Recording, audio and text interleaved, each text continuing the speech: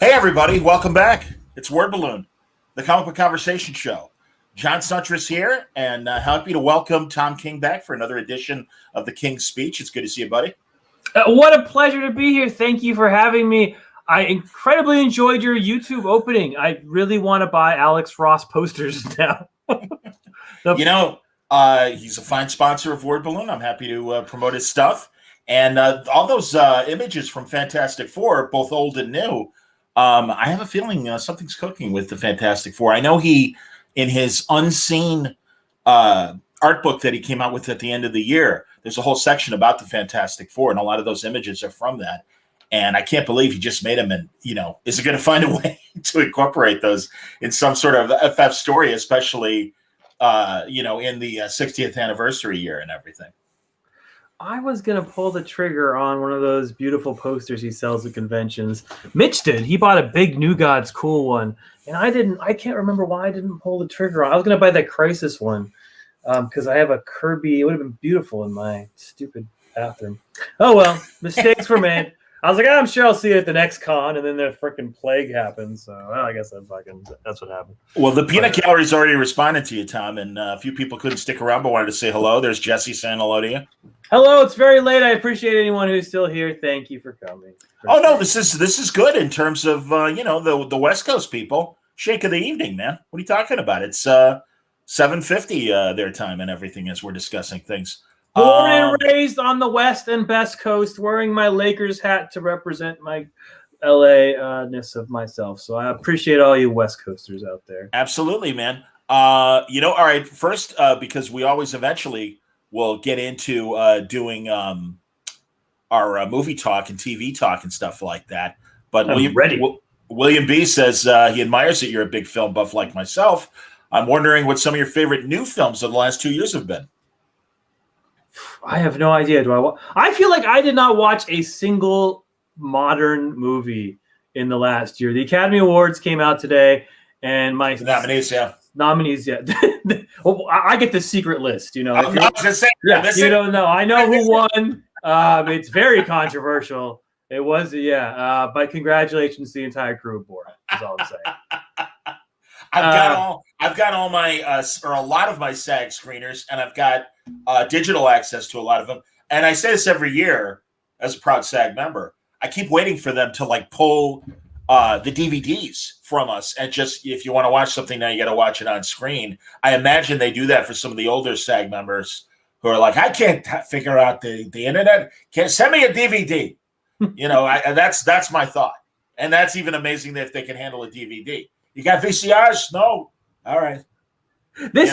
This should be the golden age for the Academy Awards for old people like me who have too many fucking kids. Like, I should be ecstatically happy because I can actually see all of the movies. I can sit in my basement with my beautiful wife and just watch the fucking things.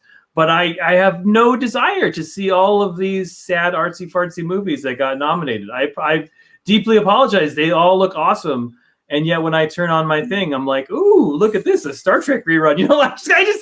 There's something like, this has been my worst movie year. I have no desire to sit at home and watch movies that should have been in movie theaters. I'm the same way, and it's really tough. I'll watch, and I'm sure we'll be talking about this. So let me beat everybody to the punch.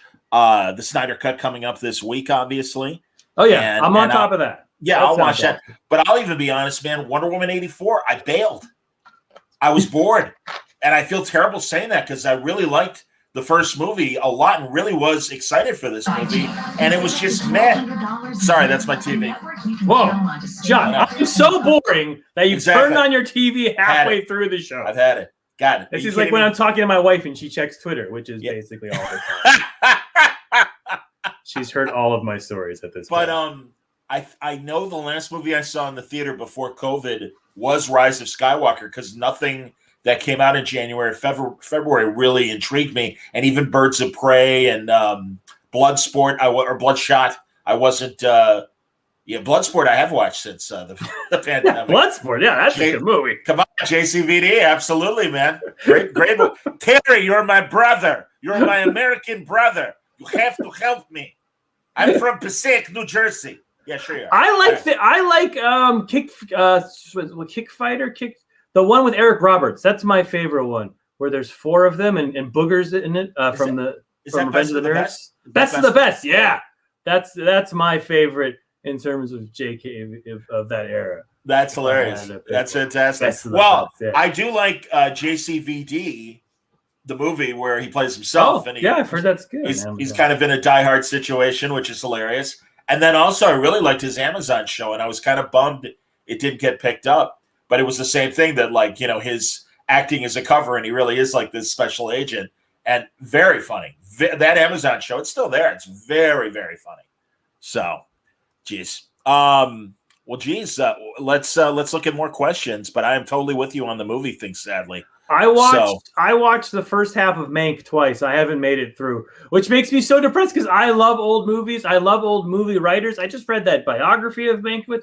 I was like, oh, this is so pretentious and really, and it just smelled of someone trying to get an Oscar rather than someone trying to make something real. To me. Very interesting. Something dirty and lovely. Because that is one of those few streamers out there that I really want to see. One Night in Miami, I'll definitely see that before I have to vote for the SAG Awards, and certainly before the Oscars. Black Bottom, whatever it is, I do want to see that. But One Night in Miami, obviously, because of the whole Ali connection and everything about the story. And plus, way to go, Regina King. Jesus Christ. Could she have had like a better couple of years than her last couple of years? No, amazing. She's amazing. Yeah. She really is. A talented person. Yeah, she is. She's a great cartoon actor. And what a fantastic concept for a movie. Wish I had thought of that one. Yes, and it is kind of, I don't know if they ever actually, the 4 of them met all at once, but they absolutely all knew each other. And that's what makes it even cooler and everything. And no, there's tons of Sam Cooke Ali stories and Malcolm X and Ali and Jim Brown and Ali and various variations of those 4 people. So no, that's good. John Holland says it's very good. Awesome. Yeah. And then I get down with my thing and my family's there and we end up watching Friends reruns. So that's how intellectual Tom King is rolling. I understand. I'm gonna do it. I'm gonna watch the artsy fartsy movies. They're on my list. Man, the questions are flying in, so I'm gonna start going here with some of this stuff. Sweet. Let's see. What is it? What did I do wrong? I want to get back up to the top here. Let's see. Raphael just wants to know how you're doing. I'm good. I threw out my back. I have never had back problems in my life, and my mother had terrible back problems, and basically it killed her because she got addicted to the Oxycontin, which I think eventually just wore down to the grave. And so I'm very paranoid about back issues. So I've been happily without them, but just the last 2 weeks I've had my first back problems and it's been awful just for 2 weeks, but I think I'm slowly coming out of it, but I'm rotating in my $1,500 fucking office chair. So this is brand new and I paid way too much for it, but look at this. This is $1,500 rotation you're seeing. That's excellent. This is not normal. Is it super comfortable? It better be. It's less comfortable because it like stabs you in the back, being like, stop sitting the way you've been sitting for 40 years. Sit better. Oh, wow. So it's okay. So it's corrective. It's actually the one. When I sit in it for hours and it does feel better than my old crappy chair that I've been. But the old one was kind of my lucky chair, which is over. So now this is how writers are. Like if you write something good in a chair, we're like sports figures don't want to change their underwear. So I was really reluctant to give it up, being like, if the armrests are lined differently, I'm not going to think of a good idea. Well, so if my work starts being shitty following these weeks, you'll know it was the armrest on the chair. It's clearly the chair, absolutely. Yeah, it's clearly the chair. I have this poorer image of my apartment versus when I do conventions, and you see the wall with all the commissioned art and everything in the frames. I do that for my own back and stuff. It's like, no, my butt can't take it. So I just, I'll sit on the couch. I keep meaning to buy a new chair. I don't have the money to burn, or I'll tell you that Batman gaming chair. I'm sure that pops up in your Facebook feed, does it not, or no? All the time, yeah. Yeah. This was my anniversary. My wife and I just had our 16th anniversary. This was her gift to me for my anniversary. Was you're so old, you need a special chair to sit in. It's kind of true. Yes, we just had our March 12th is my anniversary, so we marked it last year. That was the first day of like official when Rudy Gobert got it and Tom Hanks got it. It was like March 12th, right. And we didn't go to our one anniversary dinner. And I remember having this big debate, being like, "Should we go to this dinner? It'll be fine. We'll wait we haven't been to dinner since then." So Now we did 2 anniversary dinners. So. Well, and literally my second to last dinner with friends at a restaurant was you and Doc and Mitch and Cully Hamner. Yeah. And my buddy Jeff, and we all went to Miller's Pub and took that beautiful picture. And then we came back from C2E2, and you and I are calling each other each day. I kind of feel fluish. I don't think I have COVID, but I definitely don't feel good. Oh my God. That was me. That was me too. I've had that conversation 1,000. Wait, have you had your shot yet? Have you been the vaccine? No, it's driving me crazy. Although my doctor assures me that in a couple of weeks I'll be cool. And also there are some clinics around Chicago that I am considering like going there, and maybe I'll get served faster. I can't believe my place is like, I'm really sorry, you still have to wait like 3 or 4 weeks. And I'm like, all right, whatever. I'm not 65. I mean, I understand. I'm not in the first group. I am in the second group though. But it is kind of frustrating. DC is second to last. I live in Washington, D.C. Second to good. I was going to say DC Comics is second to last. Yeah. So it's DC Comics, and then it's like street performers and jugglers and people like that. And then everybody's got it. Everybody's had it after that. There was Stephen Pastis, who does Pearls Before Swine, the comic strip. He did a whole thing of like where comic cartoonists would be in line, and it was like essential workers. Yeah, it was like after mimes, but before Nazis or something. And my son thought it was so funny. He like brought it. He's like, like, Dad, you're after mimes in terms of essential needs. I was like, come on, it's my life you're mocking. Come on, man. It's sad but true. I understand. Jeez, what do you think DJs are? Are you kidding me? Radio people? Are you nuts? Good Lord. As you know, on The Simpsons, they're this close to replacing us with artificial intelligence. Can you believe those clowns in Congress? What a bunch of clowns. And then one of the DJs goes, man, where does he come up with that stuff? Wah, wah, wah. I'm telling you, it's true. Artie in the Sky. Yeah, so my friends are starting to get shots, so it's good. Go get your shots, everybody. Mine too, and very comforting to know that the Simonsons have had their first vaccines and already scheduled for the second one. That was 2 Fridays ago, so maybe they're having them this week. I don't know. And Chaykin is vaccinated. And Jerry Conway, I saw on Twitter, got his second shot today. Oh, that's good to hear. Fantastic, wonderful. See. So comic books will survive. Maybe not by me, but by other people. Up in the Sky is coming out this week in trade, correct? That's true. As far as I know, yes. This is how I discover my stuff is coming out. Someone delivers it to my door on Monday. It means it's coming out on Wednesday. So someone delivered some trades of Up in the Sky to me on Monday, so I assume that means it's coming out on Wednesday. Someone did not deliver me Batcat, which means it's not coming out on Wednesday, which I thought it was due Wednesday. So I thought I saw on the schedule that Batcat 4 is coming out at the end of the month. Yeah, I think it got pushed back a few weeks. Okay. And what's happening with Strange Adventures? And Strange Adventures should be coming at the same time as Batcat, as far as I know. I know these things because the letters were due the same week, which means they'll come out the same time. Yes. I've lost track. A lot of my books have gone bi-monthly, and so I lose track of when they come out and when they don't, because 2 months is a long time to wait. I understand. Yeah, I know. Are you? I was just talking to JT Kroll about this, and also, I mean, it's a constant conversation for the last 12 months. Plus, DC is even flirting with formats that are more than 20 pages, but less than a graphic novel size. And certainly we're seeing these anthologies coming out with backup stories. They're all, I mean, honestly, I really am enjoying them. But that said, for your own creator-owned stuff, are you playing with other sizes beyond original graphic novel and the standard 22-page monthly? I haven't a 22-page monthly in a while. Everything I'm writing is 24 or 28. I feel like DC is moving to these higher quality, at least the stuff I'm working, higher quality. By higher quality, I mean the paper quality, not the actual interiors. That's up to you to decide. Higher quality paper, 28-page, $5 things, which I love. I love 28 pages. 20 pages sucks. It's a terrible format. I'd rather write an 8-page story than a 20-page story if I had to choose between those two. 22 pages is nice. 24 is good. 28 is ideal, and 38 is just like you can write a novel. So yeah, the comic book I'm writing this week is 28 pages, and I've just finished Supergirl last week, and that's all 24 pages. Oh, excellent. And I know there's a Supergirl question coming up, but I heard Evil Alien Zork asks, are the comics you typically write similar to the comics you most enjoy reading? If not, why do you choose to write in that particular style that you write in? Wow, that's an excellent question. Yes, I do believe that the comics I write are the comics I want to read.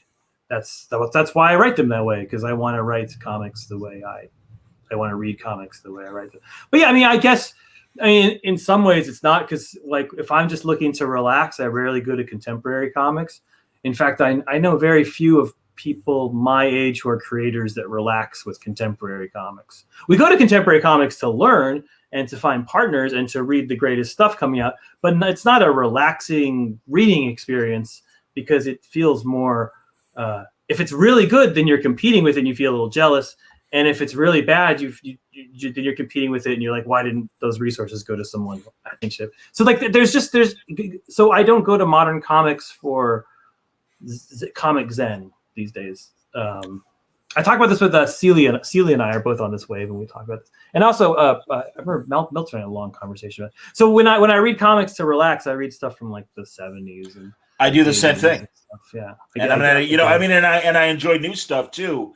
But man, I'll tell you, a lot of having Marvel Unlimited makes me just kind of cherry pick old stuff all the time through there, and got all these like great DC collections that of the Bronze Age. Like the Richard Dragon one that they put out a month or two ago. That was a lot of fun. The Black Canary one that I see looks like it's going to be a lot of fun. I just read the Black Canary one.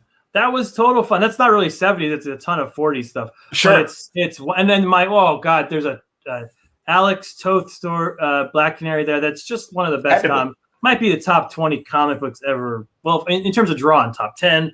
Yeah. But in terms of the whole thing, top 20 comic books ever. I actually have a page of that. Not the actual. God, I wish I had the original art for. But I cut out I sometimes frame my favorite like literal comic pages, and I cut them out and put them in a frame, and I have a frame of that up on the wall because I love that Black Canary story. That's Toth and why am I blanking on who wrote it? It's the Simonson's partner for so many years. I forget. Simonson's partner for so many years. The guy who died, Goodwin, Archie Goodwin. Oh, Archie, of course. I think Archie Goodwin wrote it. That's what my brain is telling me. Oh, that's cool. I'm definitely gonna have to dig into that. As a collector, actually I know this for a fact because I remember last year whenever you bought that Frazetta Golden Age comic and everything, you found it, and that was amazing. In the last year, it's funny, last night I had Rob Dowdry on, who's a big collector. And as a guy, he owns an FF #1. He's got a Wiz #2. This guy's hardcore, yeah. And also, I haven't helped but notice it's been interesting watching the speculator market that so many comics, yes, and the fact that and it's probably always been this way because I remember a few years ago, like when Michonne made her debut on the TV Walking Dead, all of a sudden the first issue with of her in Walking Dead jumped up in price and everything. But you might have read the thing on Bleeding Cool about the Wonder Woman issue that had her origin. It was around 98 or 99 in the Silver Age, and it was the first time they reference that she flies on air currents, and that's how she flies. And it was used, obviously, in Wonder Woman 84, or, of course, the White Vision story from, West Coast Avengers, and that cover, because of WandaVision, suddenly, went from being a 3-figure book to a 4-figure book. And the one that I'm predicting, and I haven't seen it yet, I'll bring up the cover while we're talking, but it's Superman 166. It's an imaginary tale, and it's Superman has 2 sons, and he has one, and one is superpowered and one is not. And the one that is superpowered is Jor-El Jr., or Jordan, perhaps, as he's known. And tell me that thing is not going to be I'm surprised that it hasn't already jumped up. I bought it yesterday for $10. Oh, so you're in the speculator market now. Well, it was always one of my favorite stories. I read it when it was an 80-page giant. I think it came out either the year I was born or maybe the year before, 63, maybe 64. And but they reprinted it an 80-page giant. Or it was an 80-pager.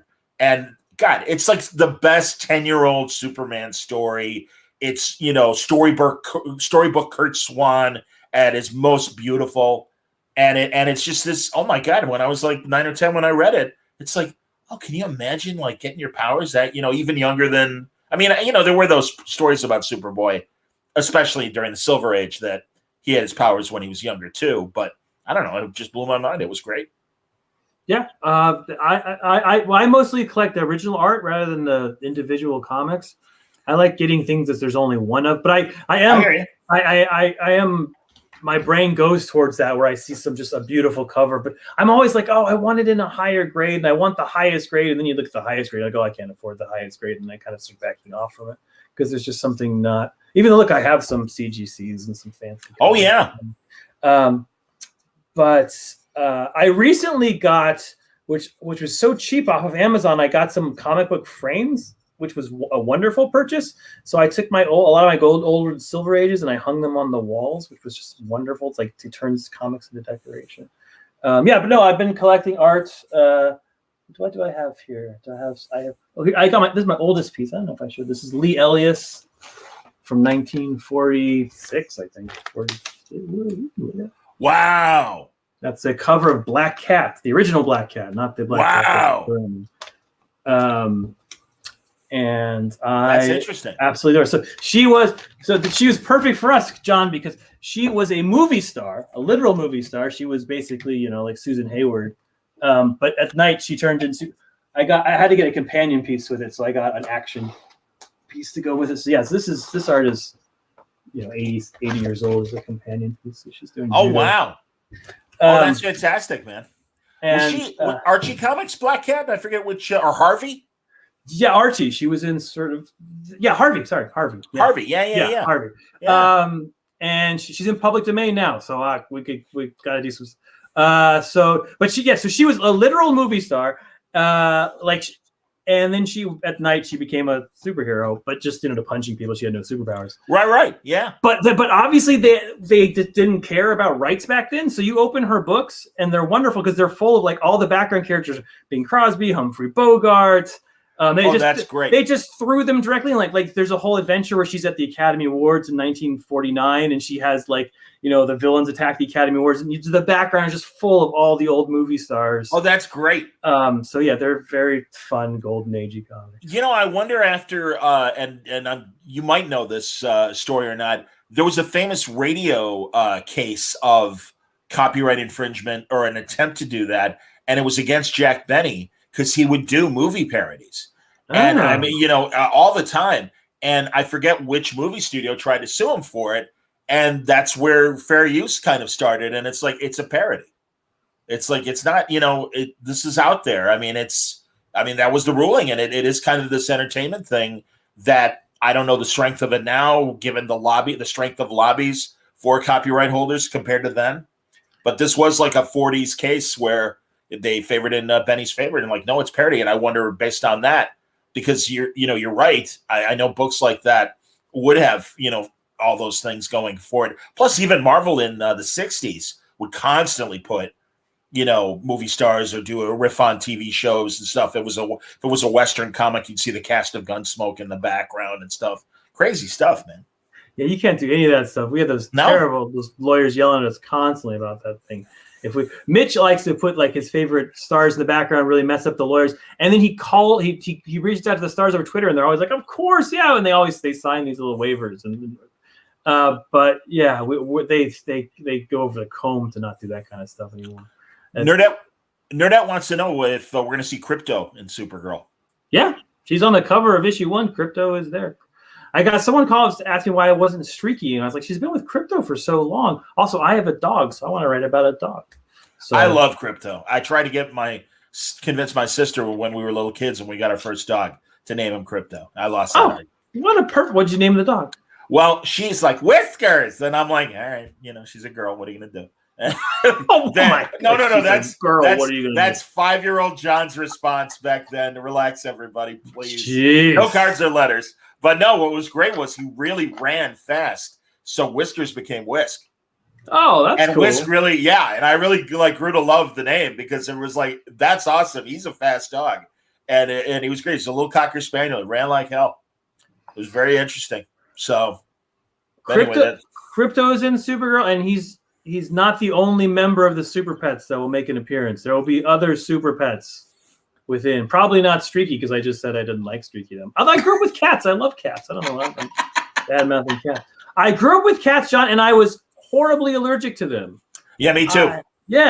I thought I grew up with cats as well. I thought I had hay fever growing up. I thought I was just someone who had terrible allergies, but it turns out my cats just shed in the spring.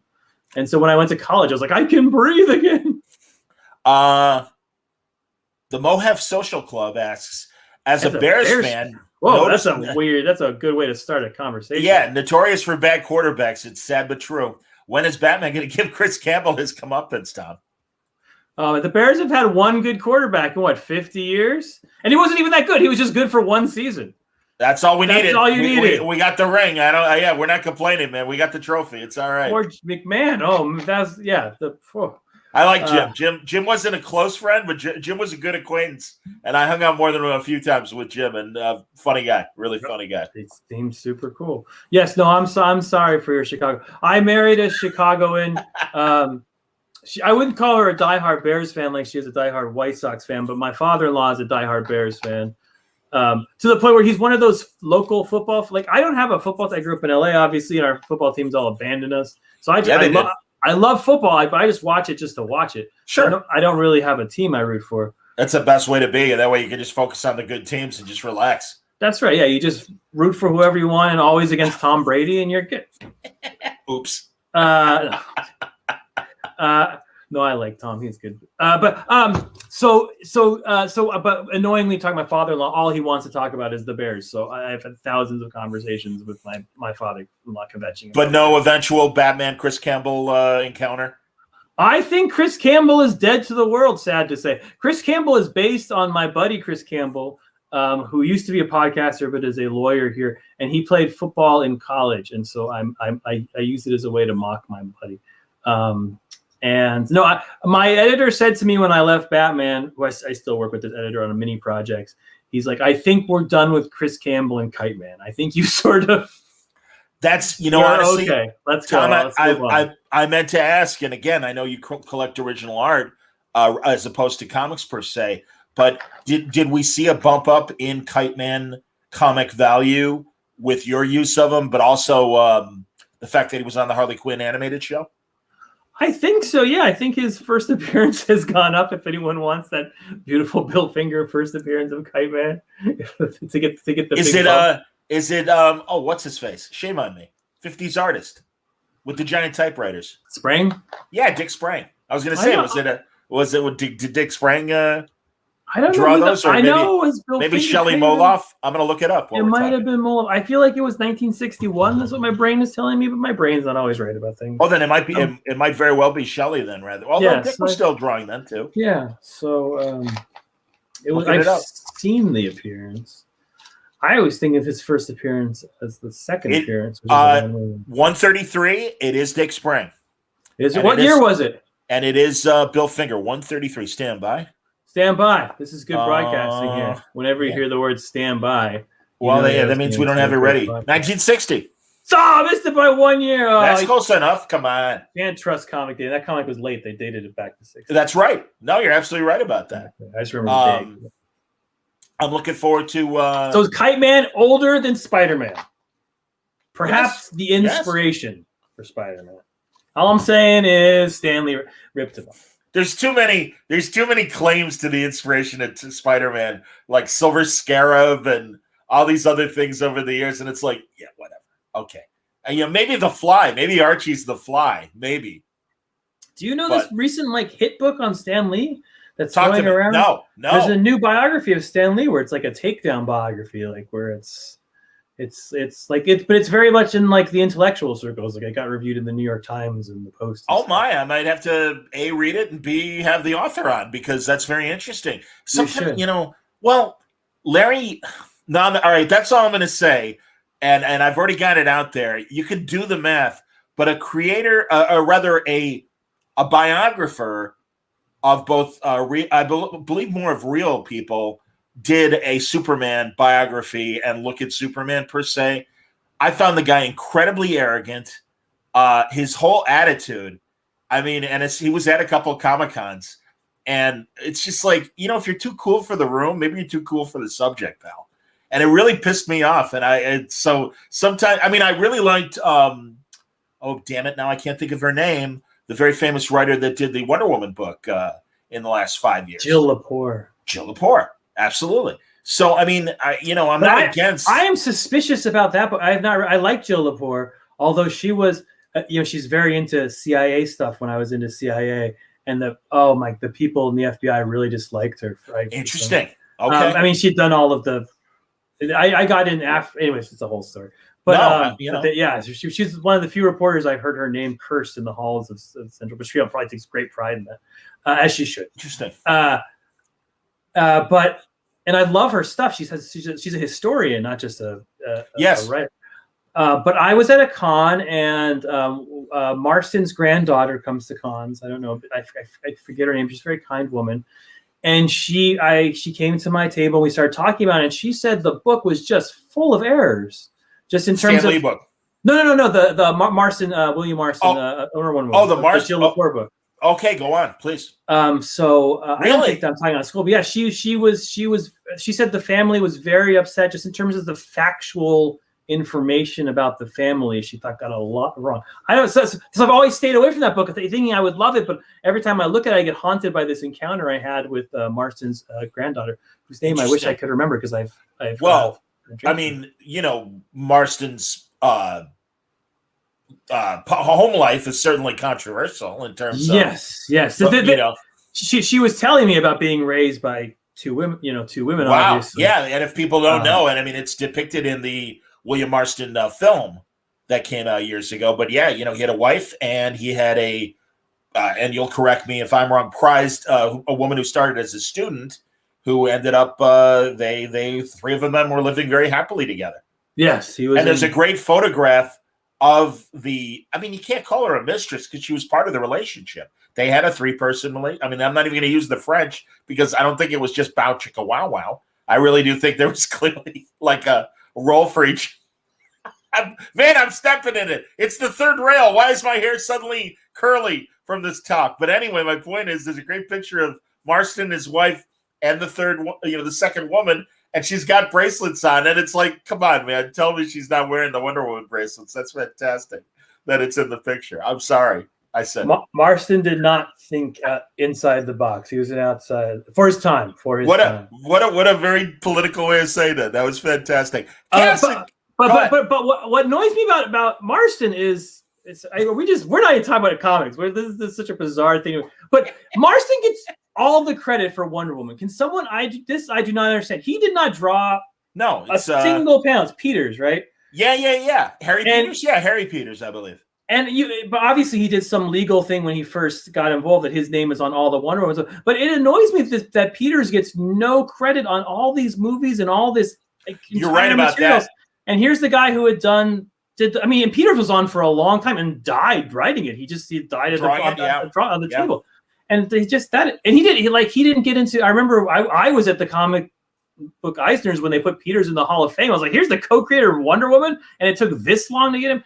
So I always feel weird when I see Marston's name on things. I'm like, come on, get the freaking artist. But I do know my DC history in that DC really reached out to a lot. This is very progressive for any comic book company to do this back in the late 30s and stuff. But they aggressively went out to thinkers to kind of reach out for the creation of various characters. And because of Marston's whole belief in a meritocracy, I believe is the proper word for a female kind of led society, and it's kind of famous for. Am I saying it wrong? No, meritocracy is just led by. Is that the best people? That's what. Oh, okay. Then I forget what it would be then. A matriarchy, maybe. A matriarchy. There you go. There you go. See, I knew I'd get the right word eventually. Oh, we're so old. We're so words disappear from my head, John. What? They just fall out of my ears. I don't know where they go. Meritocracy. That's someone they marry is in charge, I believe. And that Gavin McLeod would call Mayor. Hi, Mayor. Hi, Mayor. Anyway, no, but they did. They reached out to like a lot of people to be consultants on DC Comics so that they would be positive for children to read. And I believe Marston and his views on women and everything was why he was chosen to be involved with DC and coming up with Wonder Woman. I'm pretty certain that's part of the origin story He wrote an essay, right? He wrote an essay on why comic books suck for boys because they don't have enough female leads. And DC's like, yeah, well, do you think you can do any better? And then he freaking created the most. All he did was, yeah, exactly. So then he co-created with Peters. I just even contradicted myself. It's all right. You're killing me. Chaos in Comics says, I always wondered or suspected Supergirl was a war criminal. Is that the tease for your first?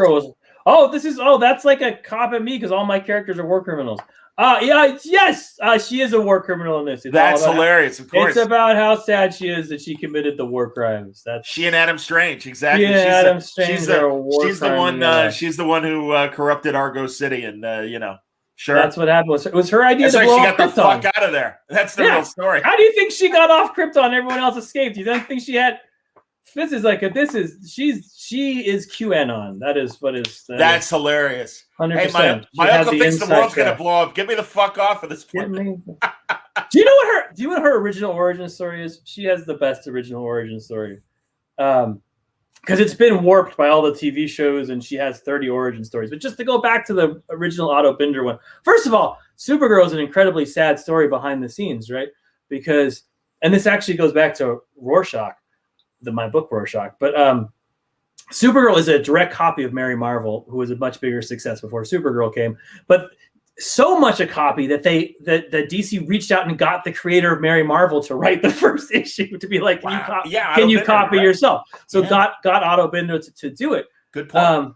And Otto Binder based it on his daughter. He had this very like his angel. He had this daughter who he thought was just an angel come down from heaven. It was his one child. And she was, blonde haired, and he was a very sort of, an overweight kind of sci-fi guy who had kids late in life. So for him to have sort of this golden child, beautiful child, was to him a miracle. And based Supergirl her, and the child was hit by a bus when she was 14, 15. She was just coming into her own, and was killed. So there's. And so what a tragic story behind Supergirl, that sort of like she was inspired by this figure who didn't make it out. And it broke Binder, which plays into, if you've been reading Rorschach, it plays into, I know that's a weird reference in Rorschach, no, but there's a lot of what Rorschach is comes out of sort of Binder's unhappiness. That's weird, but true. That's interesting because I always, and in fact, I think you even told me that there's a lot of Ditko, I think, in Rorschach as well. Well, there's a lot. I think Bleeding Cool just did an article, and so I feel like I'm not giving anything away because I hinted at enough.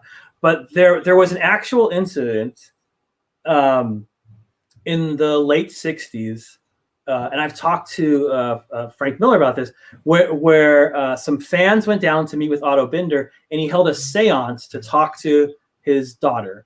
And you can find it in Bill Shelley's book. Yes, Sense of Wonder. And Bill Shelley found the recording, so he puts the actual transcript of it in there. Yeah, I read that, and that's the only time I was able to talk to Bill Shelley. And that Binder book is incredible. And yeah, he was a big believer of white noise.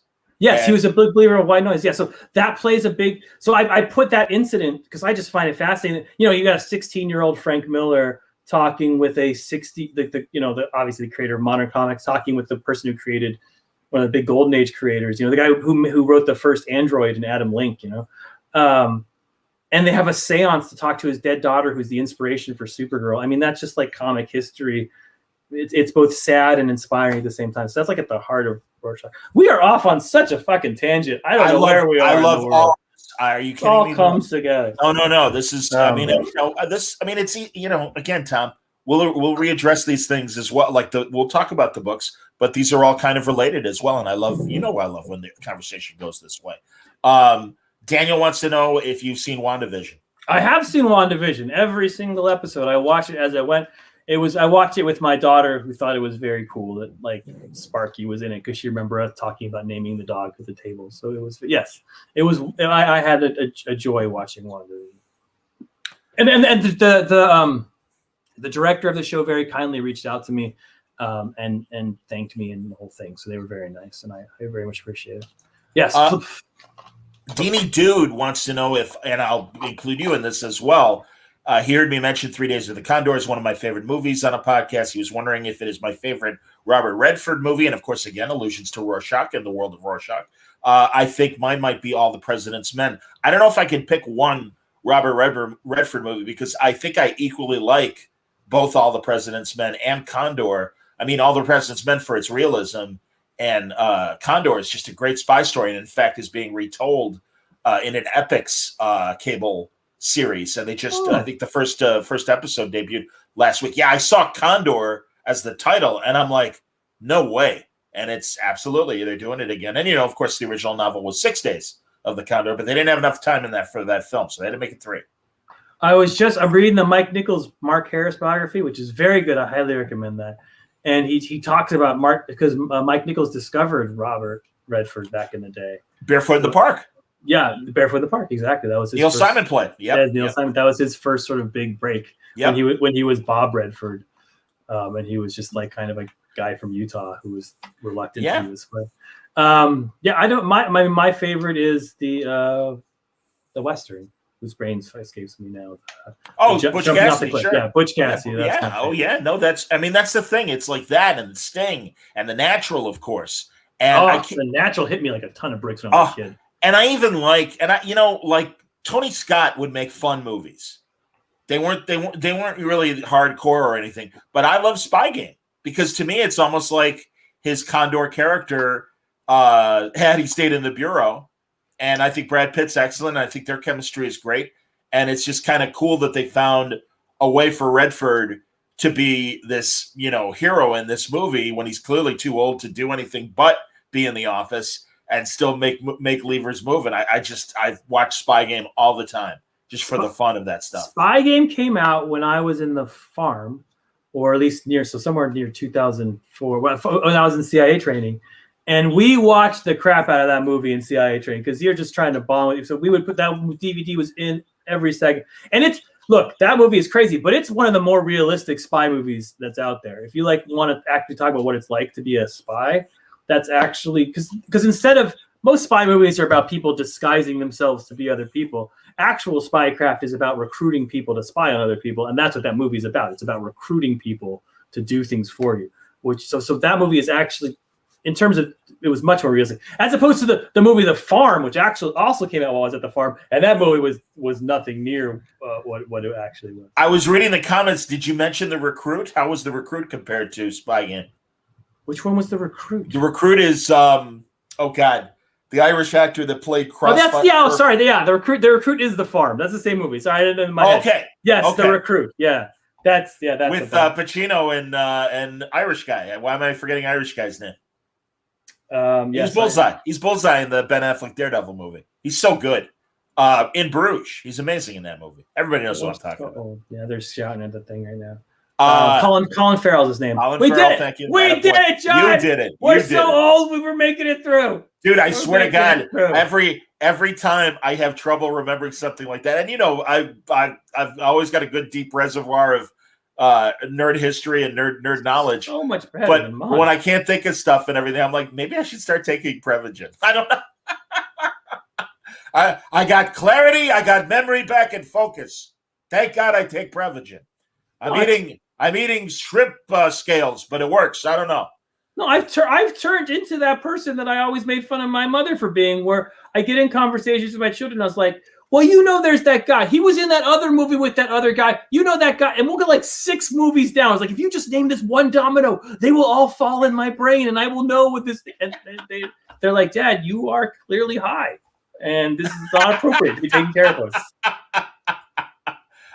Do you want to answer JB's question? Because I know an it's going to update come up on more. New Gods. No, I cannot give you an update on New Gods. I'm not in charge of the person to update you. I know what's going on, but it's still rolling and it's good. My big update on New Gods is that my buddy Julian saw the new Snyder Cut and says it's very New Gods heavy, which makes me very excited.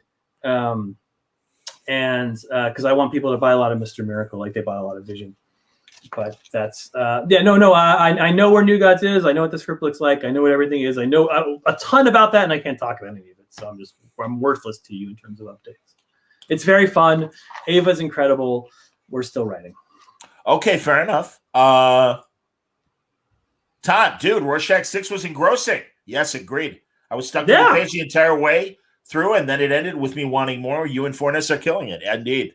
Fortnite is crazy, killing it. We were sad about that issue a little bit. It printed it. This is great. I don't think this is getting anybody in. Oh, maybe I shouldn't talk about it. But the issue, if you look at it, you'll see it more in the trade. There's an incredible amount of mirroring between the pages that Jorge did. That because of how the ads got in, you can't really see just how it got laid out. I see. So you'll see it better in the trade. It was one of those issues where I really thought it was just a very special issue in terms of the art, and it got a little lost because of the ad placement. I understand. You know, it was always very early on. It was one of my favorite Bendis stories. Like, you know, you build a scene and you got tension going on, and the reader turns the page and it's Skittles. And it's like. That killed me when he said that. I'm like, I've had that experience. I know exactly what he's talking about. That's hilarious. It reminds me of two things. First, if you read, which they just re-released, but the Alan Moore pitch for Twilight of the Gods has one of my favorite lines in any pitch anyone's ever written, where he's like, "I assume that I will get 28 pages, no ads." You know, like it's like a little off. Like I just assume that that's what we did in Watchmen, so I assume I'll get to it again. Like, no, like if I called my editors, like, I assume for this I'm getting 28 pages, no ads, they'd be like, I go fuck yourself. I mean, exactly. there'd be no concept. And and I look Omega Man, we laid it out to the T, and then we get a call at the last second that there has to be what is the guy from 98 Degrees selling Twix bars in the middle of my book. Nick Lachey. Split the book. Yeah, it was Nick Lachey. It was, if you look on Omega Men 1, there's a Nick Lachey ad that takes up half of a page, 2 halves of a page, and we got to pick which halves. So I chose the guy getting his head blown off. That's hilarious, man. And it was have a Twix bar. Nick Lachey says, "Don't get your head blown off." Exactly. God bless you, Twix, for paying my salary. Raphael says it's a great candy, so you should buy it. I love Twix. Twix. I'm really enjoying Batcat. Is it possible you have something related to that? For after all 12 issues are over, or is this the last thing you will do about Batman and Catwoman as a couple? No, anyone who's writing Batman who says they're never going to write Batman again is a fucking liar. That is a bad thing. Don't go on a panel and say, "Oh, this is my last Batman," whatever, because you will come back to the character. Because understood. So I'm not going to be the fool who says that. DC Dude wants. We have talked about Supergirl, but we didn't say when it's debuting. When is it debuting? June, I believe. Cool. Bilquis Evely is the artist on this. She is brilliant. She's I have not stumbled upon. She was already nominated for Eisner. I thought she was going to win the Eisner this year, so there's no stumbling here. Me begging to work with her. And some of the best art I've ever seen is on this book. It's absolutely brilliant. She's doing this because it's in space. Obviously, I think that much has been leaked. It's more of a sci-fi kind of adventure, Western sci-fi thing. So, and she's doing this Al Williamson, like creating worlds, creating aliens, creating landscapes, this sort of Mobius influence. And it's the most beautiful book. And she's going fast. She's running through it. So it'll come out in June. Awesome. Very cool. JB wants to know if we're going to watch the Snyder Cut of Justice League. Of course. Yeah. No, I'm excited. They got good reviews. The reviews came out today and people like it. I'm seeing good reviews as well. We'll see. I mean, I as I keep saying, Watchmen, I think, is a much better movie in today's context than it was in 2009, because I think if people were to come to it brand new now, there's been enough superhero stories in the culture in film and television that you could appreciate the deconstruction more than even back in 2009 if you weren't reading comics. So I think it does actually play better now. And there's parts of Man of Steel that I like enough. I do think the director's cut of Batman v Superman was better than what was in the theaters. But that said, I still have disappointments with it. And but I am open to seeing what Snyder got to do. I appreciate it as a project. It's incredible that any studio would go back and do something like this and give him as much money to finish the movie. And it's smart for HBO Max to premiere it the way they are, even COVID or not. If it wasn't even a COVID world, maybe they would have actually probably put it out in major theaters as well. I don't know, but I'm really curious to see it. But I can't deny that, he hits 500 with me, Snyder, which isn't bad. I mean, because of the New God stuff, I know a lot of the behind the scenes stuff, which I can't talk about. But I'm just rooting for it to be wonderful. I don't know. I want it to be good. I felt like you. I felt that Man of Steel, obviously, like whoever cut that from they cut out some major plot points, so it doesn't make sense with not Man of Steel. Batman v Superman. Like the director's cut makes sense. There's the yes. They cut out Superman's arc from the movie. Yeah. So having seen a movie of his improve with the director's cut, I think this will improve as well. I mean, it seems logical to assume a pattern, and so I can't wait. I hope it's wonderful. Understood. Deanie wants to know, what kind of music do you listen to? He feels like you'd be a metal guy. No, I'm. So my parents, I had hippie parents, but they were like conservative hippies. I don't know how not conservative in terms of their politics, but in terms of they didn't like modernity. My mother, I know this is like a psychological question, but my father was out of the picture. So my mother basically thought that music died when the Beatles broke up. She's like, that was the end of it. They reached the best music ever, and then they broke, and then Yoko Ono came out. Like she had a total narrative to the whole thing. And so when I was growing up, like they would not at all encourage us to listen. I remember being in high school in the 90s and someone turning on U2. U2 by that time was already oldies, and me being like, am I allowed to listen to this? This is rebellious stuff. U2, oh my, this is hardcore metal.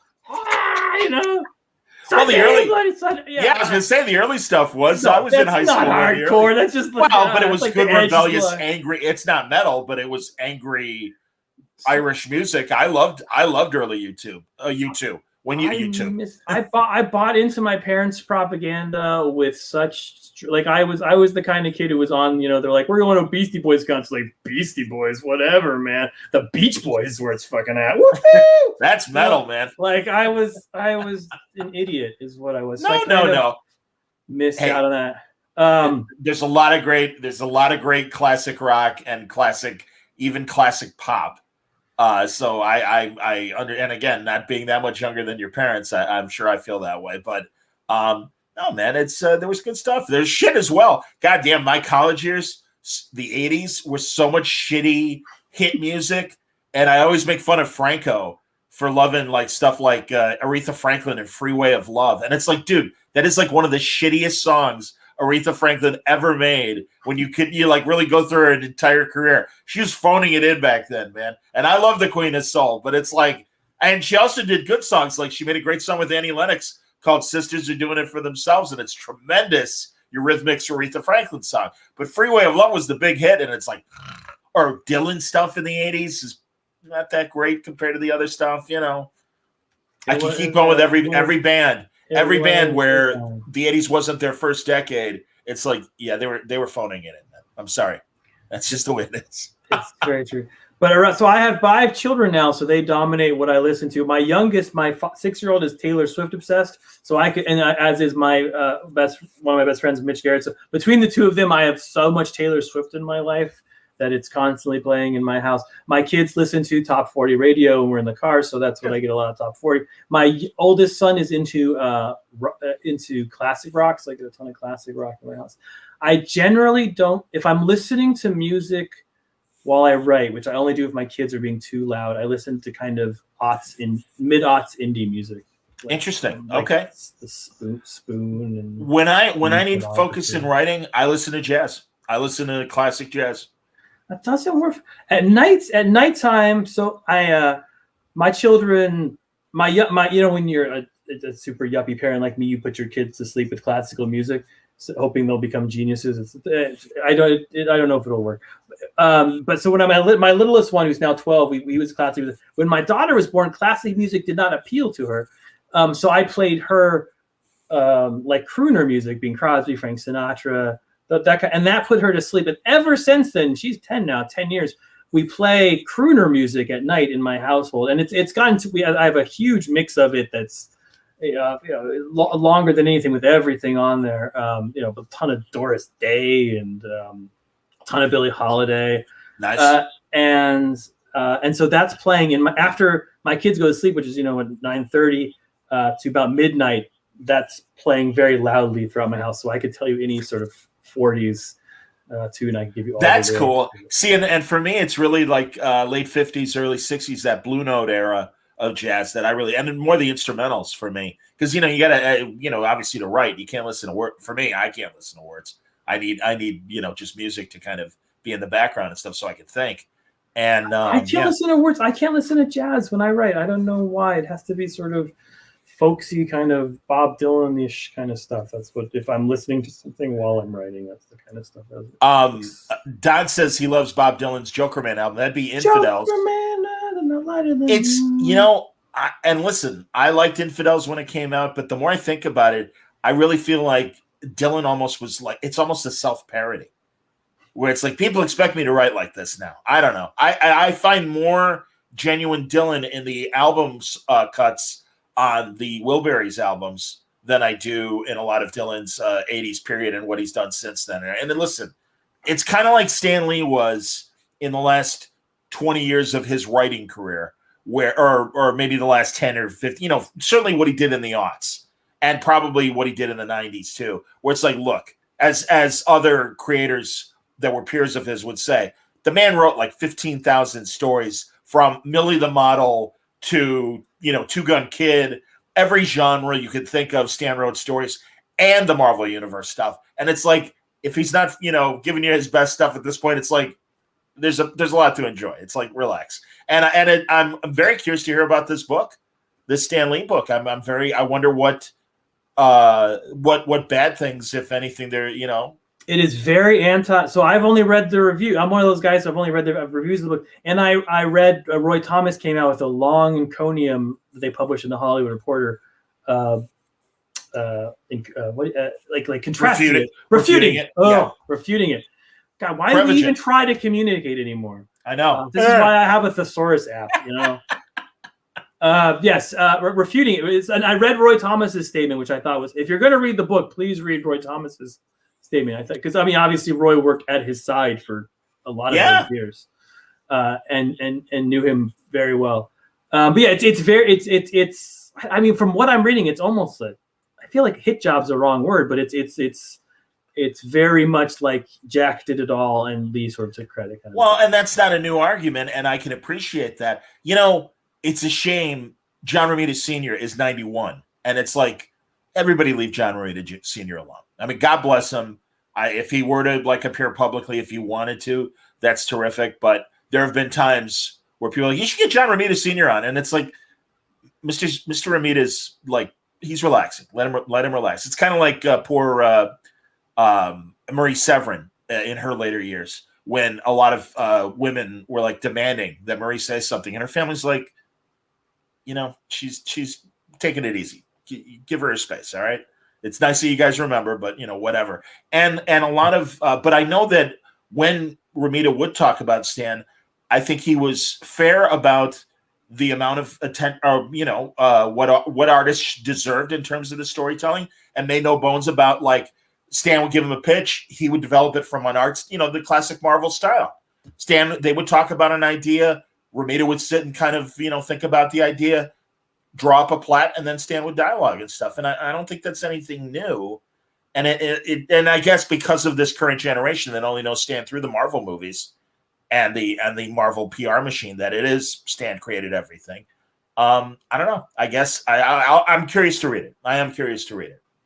I think most comic book people who know the story have a more nuanced version and realizes that Jack Kirby was the two of them had different geniuses, and it's very easy to appreciate Jack's genius because he was the imagination guy. He could see beyond the horizon, whereas Stan Lee's genius was to connect that intelligence to an audience. And those are two different kind of geniuses.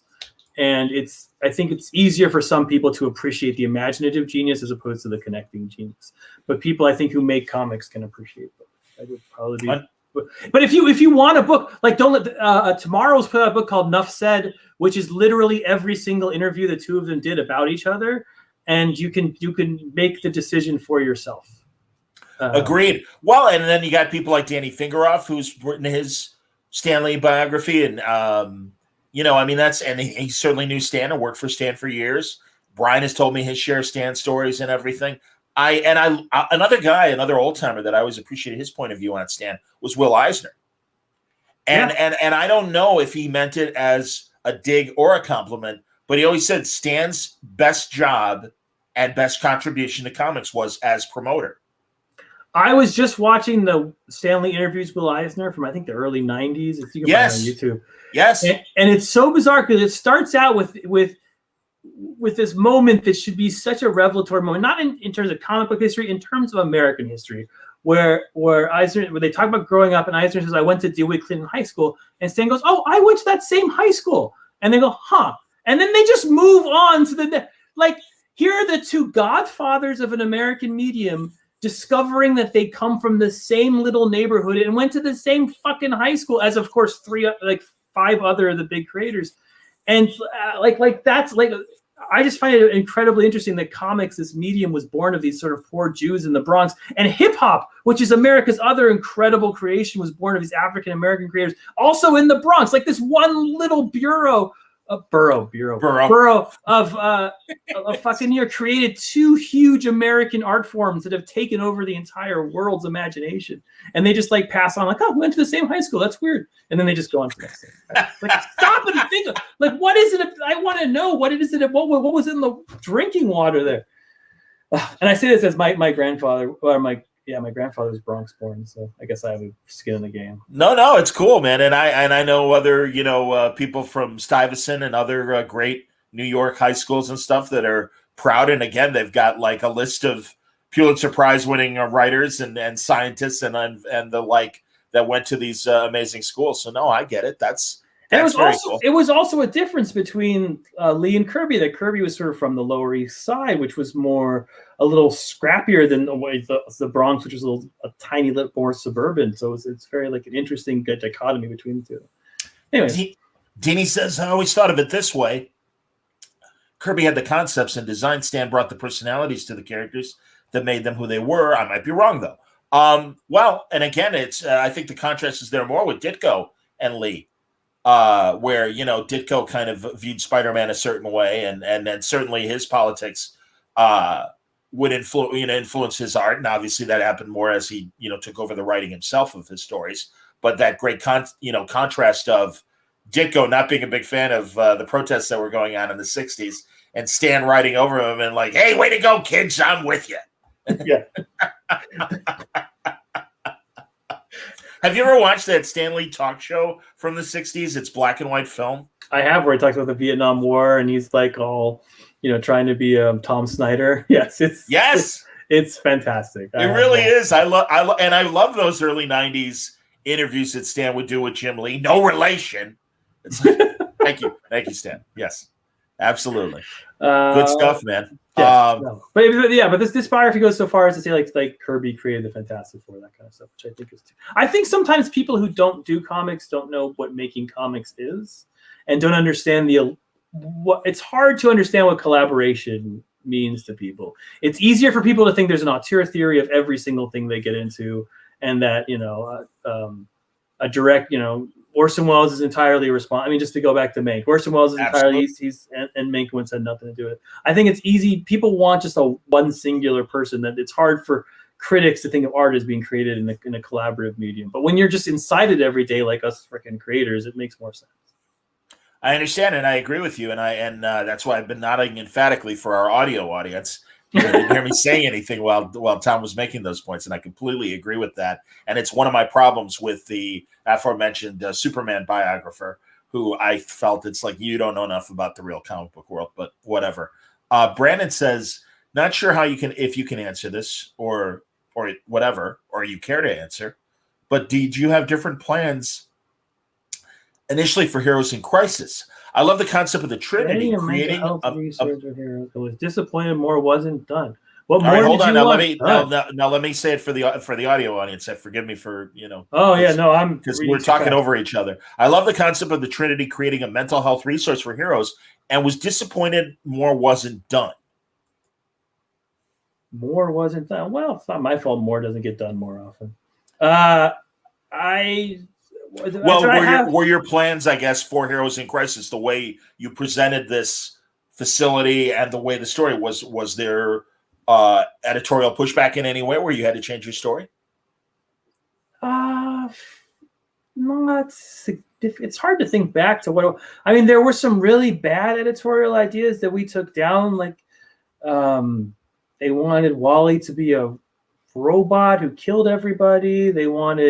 We had to sort of take down we had to fight a lot of editorial ideas, but I love Heroes in Crisis. I know people don't like that thing, but it's one of the things there's some things where I'm like, yeah, I could have done better, but I really like that series. And I think it says something profound about those superheroes, and the fact that Wally went through a crisis and made a mistake and then has to at the end take responsibility for it. I think that sometimes when people are in bad places, they do bad things and they have to sort of come back from that. And I don't think that's a bad message. No, I like that series. Can Wally come back from the sins of Heroes in Crisis? I guess he has. He's already back. Yeah, he doesn't. I don't know. I mean, again, it's kind of one of those things that, sure, there are positive Wally stories being written, but did he? I mean, I'm just asking in terms of, do you think that's something that always will be a stain on Wally in a different way, but sort of similar to Hank Pym's sin of abuse or anything? No, it's not like Hank Pym, because I know it's a different thing, but what I'm saying more from is both guys crossed the line in different ways. Certainly Hank's thing, you can understand that. No, you can never come back from that. Can Wally come back from his? Let's leave Hank out of the picture. Can Wally come back from the sins of Heroes in Crisis and be a hero in your mind? Yes, absolutely. Okay. Yeah, it's a total. He does not kill anybody in that book. Wally does not murder anybody. He does not kill it. He is a person who, since he was 12 years old, had an incredible amount of power placed in his body and had to constantly hold that back. It's the Speed Force. It's this incredible power. And at a moment of incredible weakness, psychological weakness, he loses control. He just loses control of his own powers. He doesn't purposely, and he's walking out of the place. He's trying to get away, and his powers explode out of him. It's not in any way. He doesn't kill something. He's holding back a dam, and for 1 second, the superhero can't hold back the dam, and it collapses. Okay. So to me, that's not. And the thing he does that's evil is that for 2 days he covers up for it so he can make up for it. That's the big mistake he makes. That's why he goes to jail at the end. Is that he blames it on two other figures. That's the evil thing he does, that's the thing. That's the panicking when you've made a mistake to cover it up and make it worse. That's to me that's talking about what it is like to make a mistake. Is that rather than if you're in the middle of that mindset, if you're in that middle of I can't control myself, I just fucked up, the best thing you can do is stop, get help. But what you actually do is you keep digging deeper in the hole, and that's what he did, and that's the mistake he made. But it wasn't killing people; it was temporarily framing people for 2 days, which is not the worst of sins, I don't think. Okay, and again, that's an interesting observation, and I think that's as valid as people that were, whatever, had their issues with Heroes in Crisis, and I did not have my issues with Heroes in Crisis, by the way. No, people. Nobody likes everything. I've written stuff everybody likes. It's wonderful. Sometimes you like something nobody likes, and you like it. It happens. Well, and also, there's a lot of debate right now in the chat for a moment, and Legion of Comics, while he's already back, absolutely back. Even had the moment with Rory in Last Stories of the DC Universe. He's been cleared. And Robert says, never understood why people have such a distaste for Heroes in Crisis. I disagree with his point. He says there seems to be an antipathy towards mental health in mainstream books. I don't know. Tom, do you agree with that? I don't think that's an issue. I think that has been explored in various mainstream books, and I think you've got characters that for me, when that comment is made, I'm like, well, look at a character like Nuke in Marvel, and I think Nuke is a great example of a guy that has mental health issues and things. I don't know. What are your thoughts? I think the problem with Heroes in Crisis, and I've said this before, is Wally was the wrong person to use to tell this story. We've talked about this, about the Robert Redford example of sort of, Wally was the symbol of hope and people coming back, and it's a lot of people's entrance character. And he, if I had to do that again, that's what I would change. Like it was touching a third rail and using Wally for this story. I wonder who could fill that role. I guess you could put anybody with an energy power of some sort like that, I suppose. Yes, anybody. We could have just done with lower level characters. Ultra, the multi-alien could have been the. But that's the original sin of that book, is that it should not have been Wally. But again, now and not to put the blame off of somebody, but I came up with the idea and I was given the characters, and I arrogantly thought, okay, that's great. So I approved it. So it's on me. But it was not my idea to use Wally, and if I could go back in time, I would slap the person who told me to use Wally in the face. But no, I think people are very open to that mental health stuff. It's easy to talk about mental health, like in terms of it being a disease that affects you, that makes you sad, and then you recover from it. That's what Mr. Miracle is about. That's a wonderful thing. It's a little harder to talk about mental health. It's a disease where it makes you make mistakes, and then you have to get redeemed for that. That's a harder thing to talk about with superheroes, and I can understand that. No, and also learning what you just said is interesting because, again, without any specific of finger pointing judgment, it reminds me of when the DC editors came to Josh Fialkoff and said, "Okay, so you're going to kill Jon Stewart," and he's like, "No, I'm not."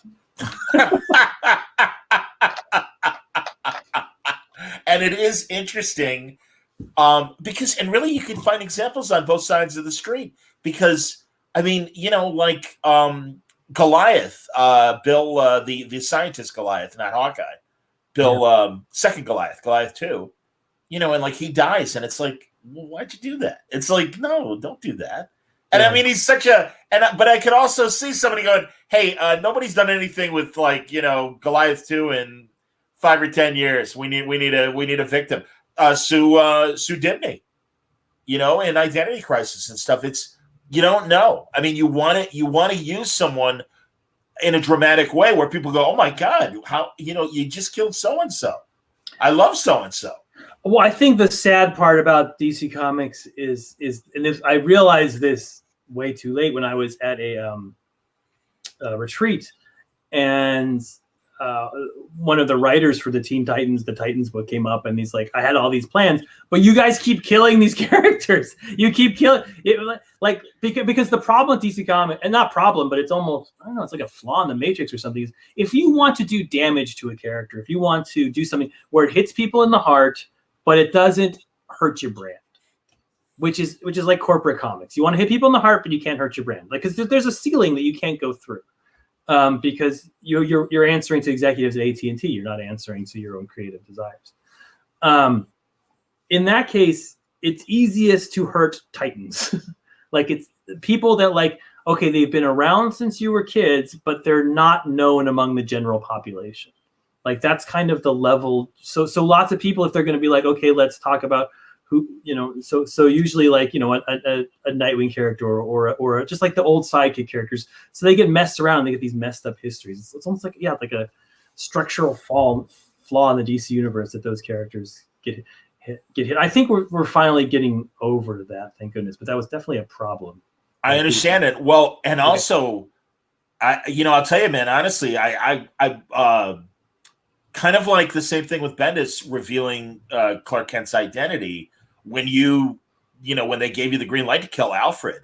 And it's like, oh man, but it's fucking Alfred.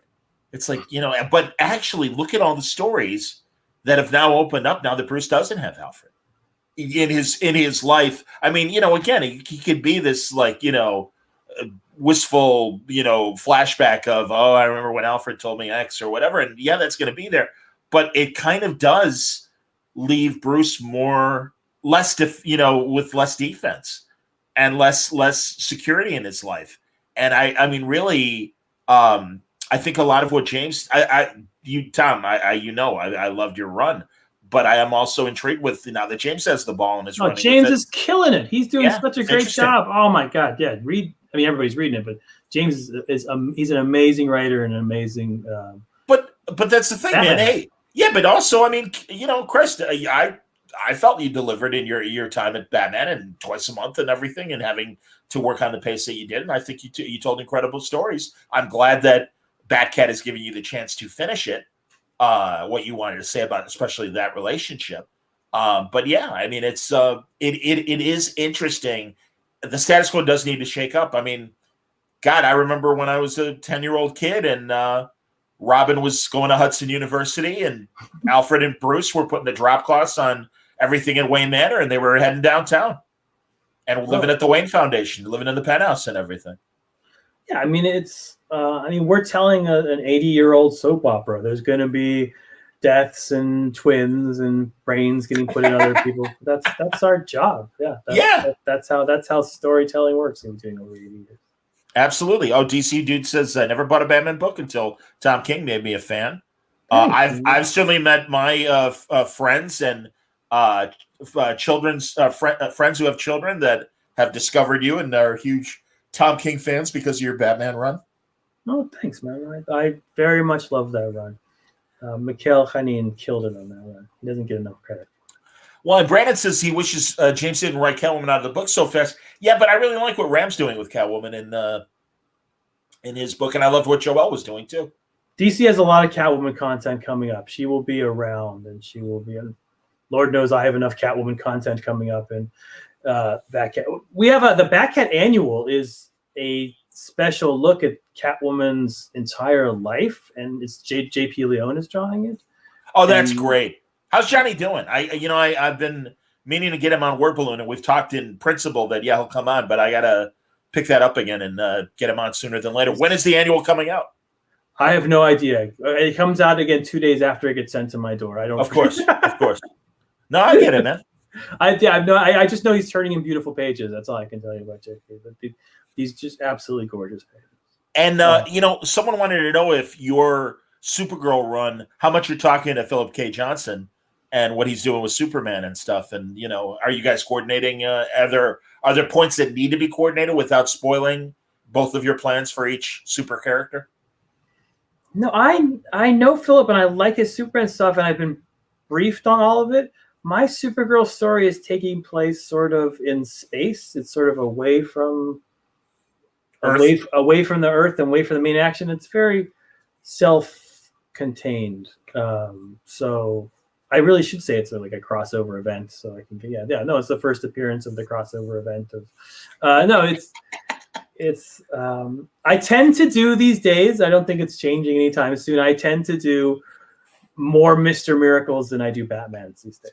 I understand. And more Visions and more Omega Men's. That's like my focus now. I'm doing these little, and I'm working. So I built, I have a whole one in the can that hasn't been announced, and I'm starting a new one today. And yeah, just almost like little graphic novels. Do you think the current Infinite Frontier status quo is a more comfortable environment for yourself as a writer in the DC universe, or does it not matter? Because again, as you say, you're writing your own kind of between the raindrop stories of these characters and everything. I love how Josh Williamson put it on your show. I think he described the Omniverse the best, where it was like when you look at the DC universe now and you look at the multiverse of the TV shows and the multiverse, it's like they're. And the multiverse of the universe, that they're all sort of connected in one omniverse. I think that's such a great description. And yeah, it gives storytellers so much more power to go where they want with these stories. I like the current status quo. It definitely gives you, because if you want, DC is a wonderful place to work right now. First of all, because Jim Lee's a freaking genius and you get to work for him. And second of all, if you want to do you want to do Vision, you want to do Mr. Miracle, there's Black Labels waiting for you. And if you want to do stories in the main universe, they're just looking for classic, brilliant superhero stories. That's what their vision is at. And so, yeah, when I Supergirl, that was like Oliver, just like, we're going to tell a kick-ass Supergirl. If you read my Up in the Sky, which again, we talked about earlier, like that was utterly the template for what we wanted Supergirl to be. Just like every issue of Up in the Sky is Superman is awesome. Like that's the moral of that story. And the moral of this story will be Supergirl is awesome. Will it be as episodic as Up in the Sky was and Superman was? Yeah, it's a little episodic. I think it's a little episodic, as I guess in that sort of it's a journey kind of thing. It's more of an Odyssey than an Iliad, in the ways you look at stuff. What it's funny. We really, you said you saw WandaVision. We haven't had a chance to talk about it in respect to obviously what you guys did with Vision in your own series on Vision. So what did you think of the series and how it compared to what you did? It was. I mean, I can get way too much credit for it. People should give credit to Bendis and Coipel and Steve Englehart and John Byrne, and of course Roy Thomas and Sal Buscema, and even Stan Lee, who had a role in creating Vision back in the day, and Jack Kirby did too. So they're all. So yeah, so I can get too much credit. Lots of people did a lot to inspire that show, but I thought it was the most ambitious superhero show I'd seen on TV. Putting aside Watchmen, I guess mainstream superhero show, like putting aside Watchmen and The Boys. But the idea that, like, rather than it being sort of villain of the month superhero TV show, which I think is sort of the standard CW, which they do awesomely, like to tell a story that's like, we're going to deconstruct sitcoms as a form of grief. Yeah, I mean, it was. I mean, I saw a lot of the themes I love in it. Obviously, I mean, I saw Heroes in Crisis in it. I saw Mr. Miracle in it, and I saw, of course, I saw Vision in it. So yeah, it was, and I was super, and it was heartwarming. I don't know. I remember sitting next to Dan Jurgens when we were watching Batman v Superman. We were in the theaters. And Doomsday comes up and he does a whole thing. I remember just the smile ear to ear to Dan's thing, and you're going through your head. You're like, oh, that's not the Doomsday I want to see. But for him, he was like, I did that, and there it is, and it's in this theater. And I didn't understand that moment that Dan was having until I saw Vision. I was like, oh, now I get that smile he had on his face, because now I can have that smile too. So it's very nice. That is really cool to hear about Dan. And that's funny because I remember talking to John Ostrander about the first Suicide Squad movie and all its flaws. And he had the best time in the world. And he goes, yeah, it's different. It's not quite what we did. That's okay. And he goes, it was a blast. He goes, seeing Rick Flag up there and Amanda and everybody else. And I'm like, no, I get it, man. I love John. John, I think of the 80s is like the writer that gets talked about the least and did so much important work. And the creators know it. And it's still one of my favorite things I ever got to witness firsthand was at my first New York Comic-Con in 2006. I knew I talked to John enough times that I was comfortable with him. And I had talked to Brian enough times. And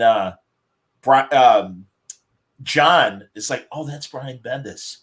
Oh, he's got a big line. I don't want to bother him. I'm like, John, come with me. I walked him over, and Brian like shakes his hand emphatically. He's like, I can't tell you how many of your stories, what they meant to me. And then he's rattling off specific issues and stuff. And we walk away, and John's like, I'm so glad you convinced me to do that. I'm like, John, everybody loves you, man. Like, you don't realize, like, this generation, we all read your shit, man. And like, we get it. And we are like, we are on your side. You have not been forgotten. I always felt, and I'm glad that Marty Pasco realized that fans still appreciated his stuff before he passed away.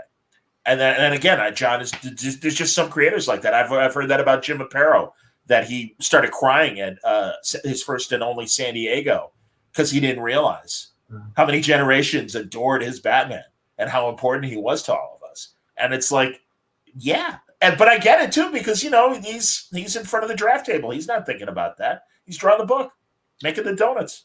John Ostrander's Suicide Squad, which he also co-wrote with his wife Kim Yale towards the last half of it, is my favorite ongoing superhero comic of all time. And I have read most of the ongoing superhero comics, and I think that is just pure. And he's about to explode because, obviously, the new movie is much closer based on his stuff, and I think he has a cameo in the new movie. So, I didn't know that. That's great.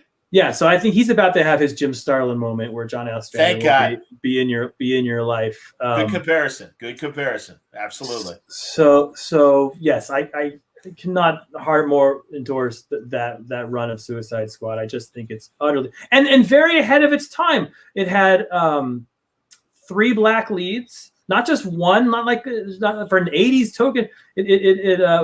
Vixen, Bronze Tiger, and Amanda Waller were the 3 leads of the book. That's right.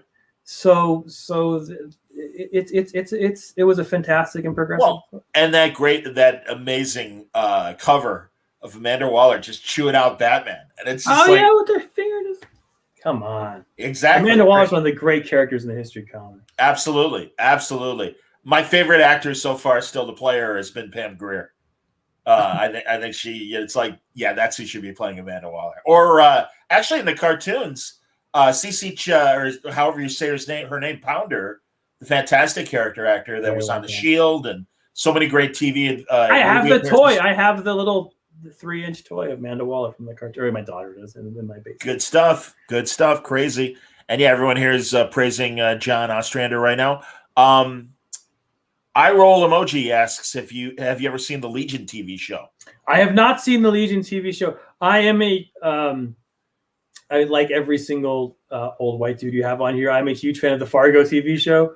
Noah Hawley, sure. Yeah, Noah Hawley. So I recently did a rewatch of all 4 seasons, and it's just brilliant. So I'm almost a little afraid to sort of venture into something that's not the sort of, once you have something on the mantelpiece, you don't kind of want to fit. When someone's so brilliant in their own world, when they start to enter your world, again, like that same thing where you're like, oh, either it's going to be wonderful and I love it, or it's going to be awful and I hate it. I don't want almost like taint it, but I haven't gotten into it. It's on my list of things. Well, I will say that I love Legion. I think it's a great TV show. I'm very disappointed that it looks like his Star Trek movie isn't going to happen. And there's another nail in the coffin for me about new Star Trek, where they seem to push away the creatives that I really think would have something interesting to say in the Star Trek universe. And they keep rewarding these people that are just writing shit at the end of the day. I'm sorry. I can't help it, kids. I know you're sick of me talking about it. But they just gave him the Alien franchise, right? So he's okay. Noah Hawley, I didn't realize that. That's fantastic. I didn't know that. I thought I read that somewhere in the Disney Plus announcements. Burke Family 54 Comics says, I met Tom King in person. It was a fantastic experience. It was right after Batman 24.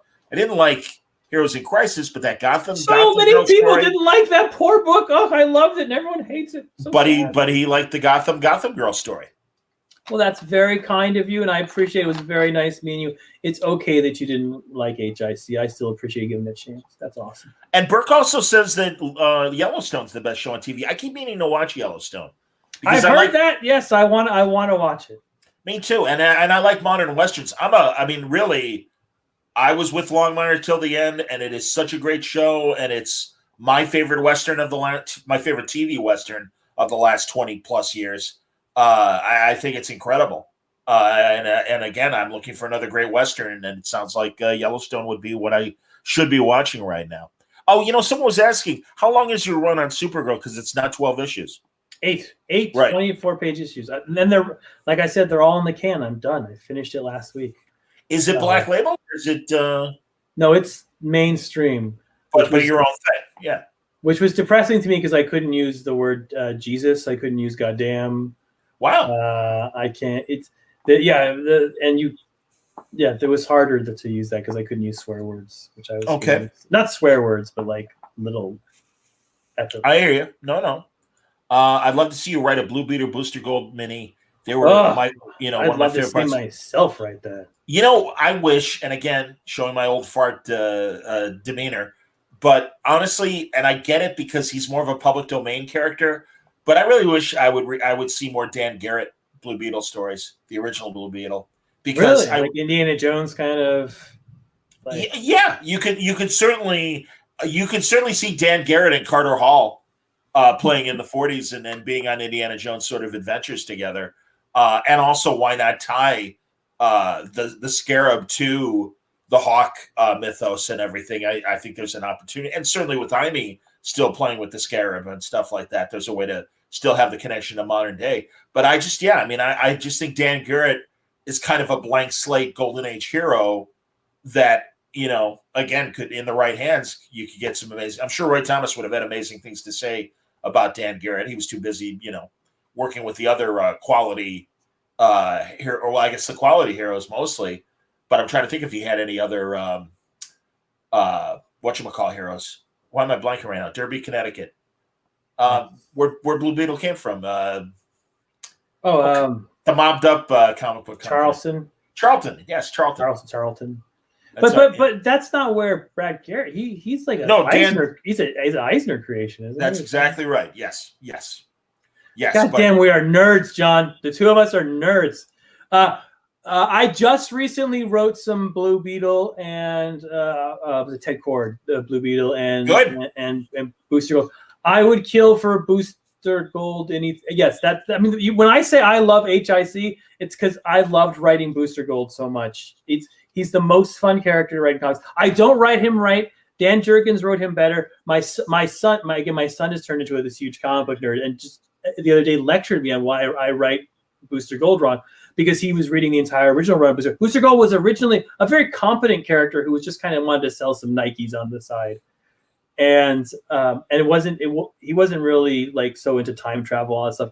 And sort of over the years, especially with the cartoons, he's developed into like a good intentions character who kind of trips over his own cape, and that's not Dan's original intention. But that's the one I love. I love the guy who's tripping over his own cape, who tries to do his who always has the best intentions, but just kind of doesn't get. I just think he's so funny, and I love writing funny. I just write these sad superheroes. It's fun to write funny.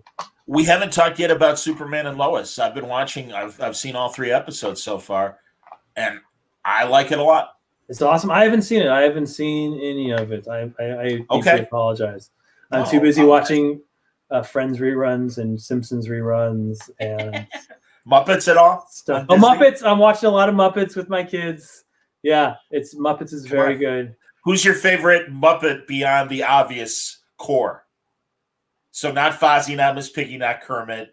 Who's the core? Like I would say there's Gonzo. Gonzo. What's the Gonzo? Swedish. The one who makes me laugh the most is Swedish Chef, and rewatching it. The Swedish Chef sketches are so freaking brilliant. Yes, they are. You forget what I forgot is I'm sure many people have made, but it's very pun centric. The Muppets, like in rewatching it's like 80% like old vaudeville puns. Oh yeah, absolutely.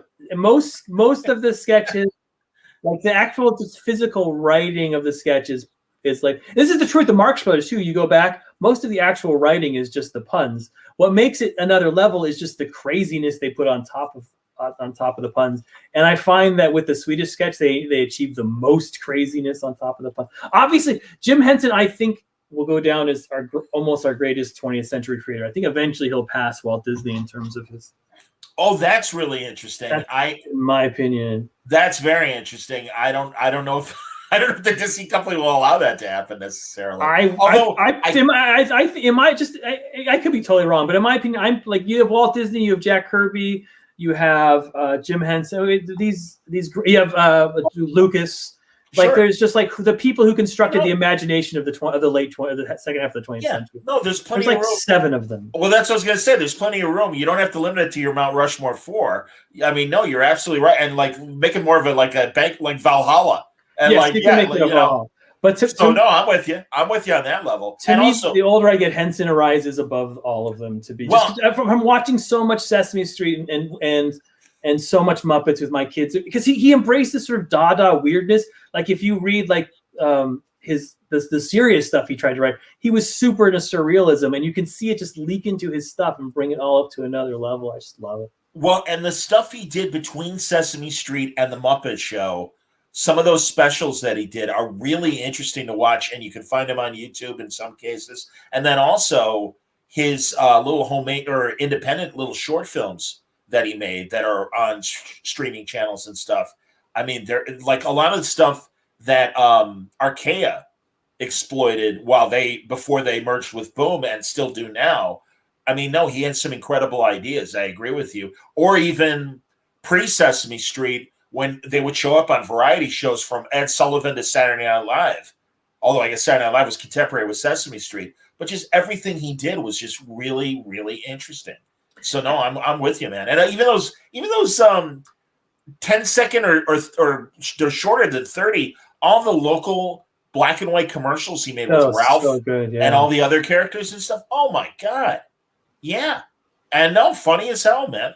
Funny, but there's like there's this weird heart behind them all, where there's which I think is lacking in some of even the best of Disney. Like the heart of Henson hits me more, like in terms of what he's saying about sort of people empathizing with each other and children learning, and just this idea that sort of like there's I connect to it more than I do with Disney Magic and even with Marvel Magic. I was gonna say,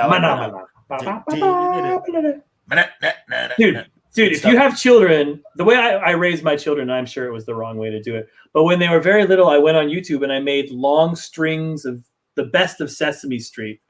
And so when I couldn't take care of them and needed to write, I would just sit them in front of a chair and play these. So I just watched so much old Sesame Street. And Bert and Ernie are the funniest fucking couple. Yes, that's ever. They're the odd couple of the Muppets. Absolutely, they're fantastic. They make me incredibly laugh. I completely. I'm an OG Sesame Street kid. I'll tell you, my dad, for only having a 9th grade education, he made a lot of right moves. And when Sesame Street came out, there was a component in the newspaper comic strips that helped little kids read, and it was a little feature that would coincide with Sesame Street. And I mean, I read 2 grades ahead of myself because of that move on my dad's part of, okay, we're watching this and you're reading this.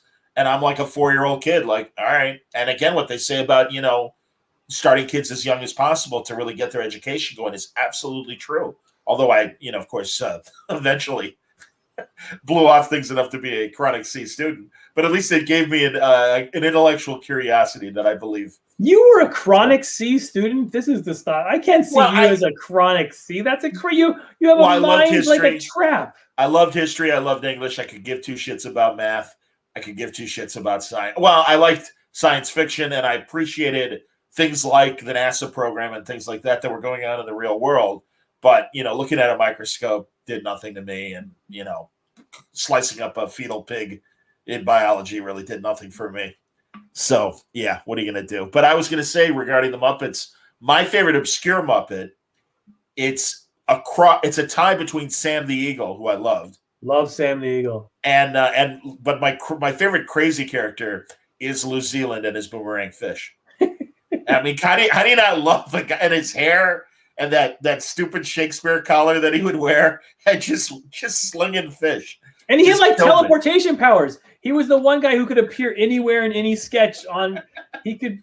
Sorry, I'm rewatching all of these, so I see them now. That's awesome. Yeah, he was always everywhere. Yeah, if you see him. That's hilarious. Philip Kennedy Johnson tells us Dr. Teeth. Dr. Teeth, which was Henson himself doing Dr. Teeth. And wait a minute. Someone says Philip Kennedy Johnson's Superman is watching this? Whoa, yeah. Now I feel like I should have been more serious about things. Well, and I mean, that's interesting, Matthew. Matthew says Ralph was a core character. I almost think of him as kind of a pre-Muppet because he was. I mean, he's the original first Muppet. Yeah. And it's like, as much as he was a part of the show and Sesame Street and everything with Ralph, I really do kind of put Ralph in his own little kind of strata of no, man, he predated Kermit. Yeah, for me, the Muppets really looks a little, you can see he's like his design is a little bit less evolved than the rest of them, even on the Muppet Show. It's like almost like a callback. And again, I love Ralph. I love when at the end of, there you go. You see, as Philip says, Ralph goes back to Sam and Friends. So that's okay. Attaboy.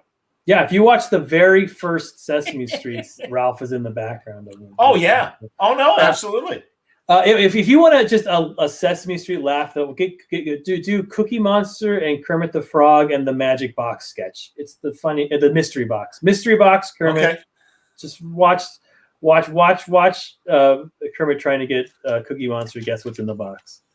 And it's the funniest 3 minutes on television. This is hilarious. Of course, why are we talking about this? I should be pitching comics. Go read comics. Rorschach and stop. No, that's all right. What else did I have out? Backhat. Strange Adventures, which is still I think ridiculously compelling, and Rorschach is ridiculously Strange Adventures. compelling. Yes, I'm incredibly proud, and I work with the best artists in comics, and I keep Strange Adventures is coming out very soon. The next one, 9, I think it is. Are you? I'm sorry, I'm getting texts while we're talking. I don't mean to be your wife and checking my. Oh, I see how it is. Now you're bored with me too. I cannot entertain anyone. I'm not bored with you. Do you want to? It is late your time. Do you want to wrap? It is 12:30 your time. Do you have things to do? We can talk a little bit longer. I think. Okay. No things to do. No. Yeah. All right. Because we're still getting questions. Best key in your collection, Tom. Do you know what do you? Yeah. No. I need some elaboration on key. Like your best comic book, like the one you're most proud of owning or whatever. I'm assuming because in fact, Rob Dowdy last night, Rob the Great Legend, he's on a great podcast on Tuesday nights called Golden Guys. I, in fact, will not be doing anything tomorrow evening, so you can watch Golden Guys and not feel like you're missing any word balloon or anything. That's going to be a busy week at Word Balloon. We got a lot of shit going on. But that said, he was telling me about like when he would refer to a key, it was things like Fantastic Four #1. He really wanted that. Another one for him was he has the first St. John's Three Stooges comic that Norman Maurer and Joe Kubert made, and then he also had Wiz #2. Key. I have Alex Toth is my favorite artist of all time. I think he's the best artist in the history of comics. I've mentioned him. I think I have 8 of his pieces at this point. So all of those I feel are sort of special in my heart. I especially have a few of his romance pages with Mike Pepe from the 50s, which I think is his best work, which are super hard to find because they're super old and nobody cared about romance comics. So my Toth romance comics are I think that's the height of it's stupid because it's in a genre nobody cares about anymore. But I think it's just the height of comic art. But it's interesting, Tom, because again, when Rob and I were talking last night, we were talking about collectibles and the things we're grabbing during this COVID period. And I don't think you and I have talked about this. I keep mentioning it on my most recent podcast. There are a couple of vinyl things that I've been getting, and they're so weird that I love them. And one of them I will reach for. Is it close? It is not close, but so I won't reach for it. There are these series of albums called Co-Star. It was created in the late 50s. And it is these movie scenes that are, or I should say, they're like movie scenes, but in some cases they are adaptations for films. There's one album, George Raft is doing the scenes from They Drive By Night. George Raft is the worst movie star that ever movie starred. That's probably not true, but it isn't true. But he's the poor man's Bogart and was the worst judge of his own career. He passed up Casablanca. He passed up The Maltese Falcon and made thank God bad knockoffs. And again, They Drive By Night. He's still in Bogey's shadow.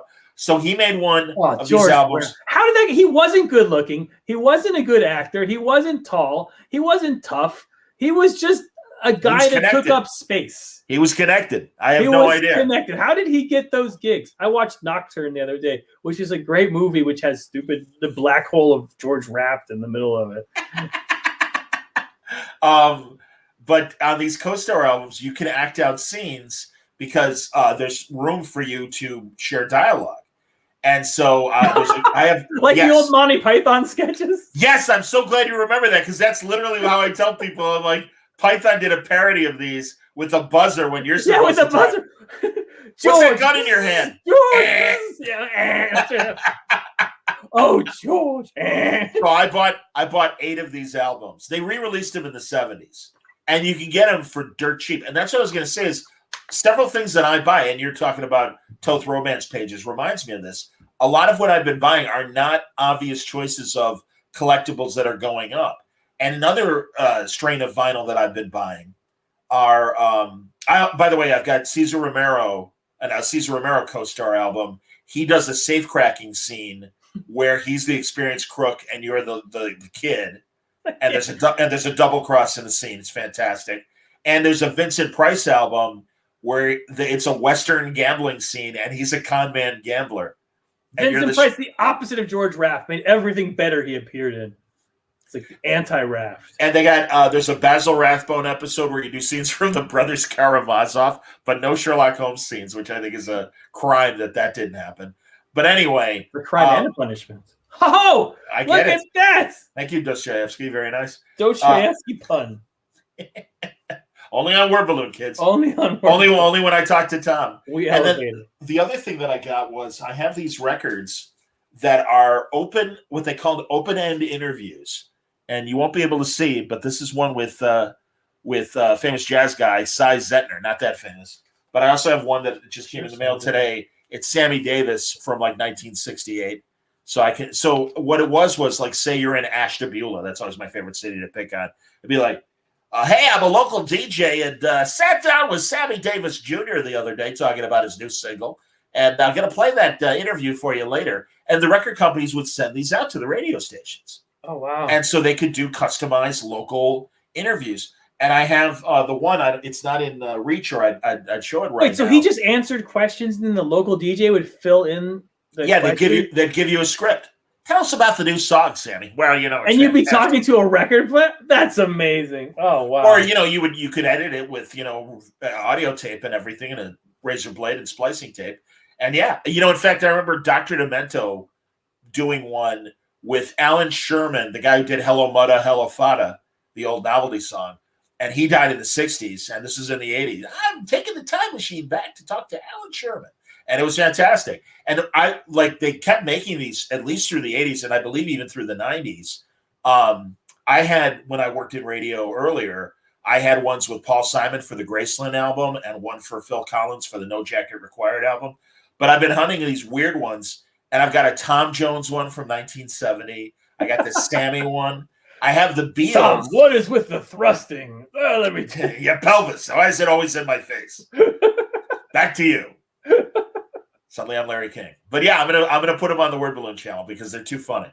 And I have one of the Beatles when Help came out, and it has the whole script, and you can talk to all four Beatles.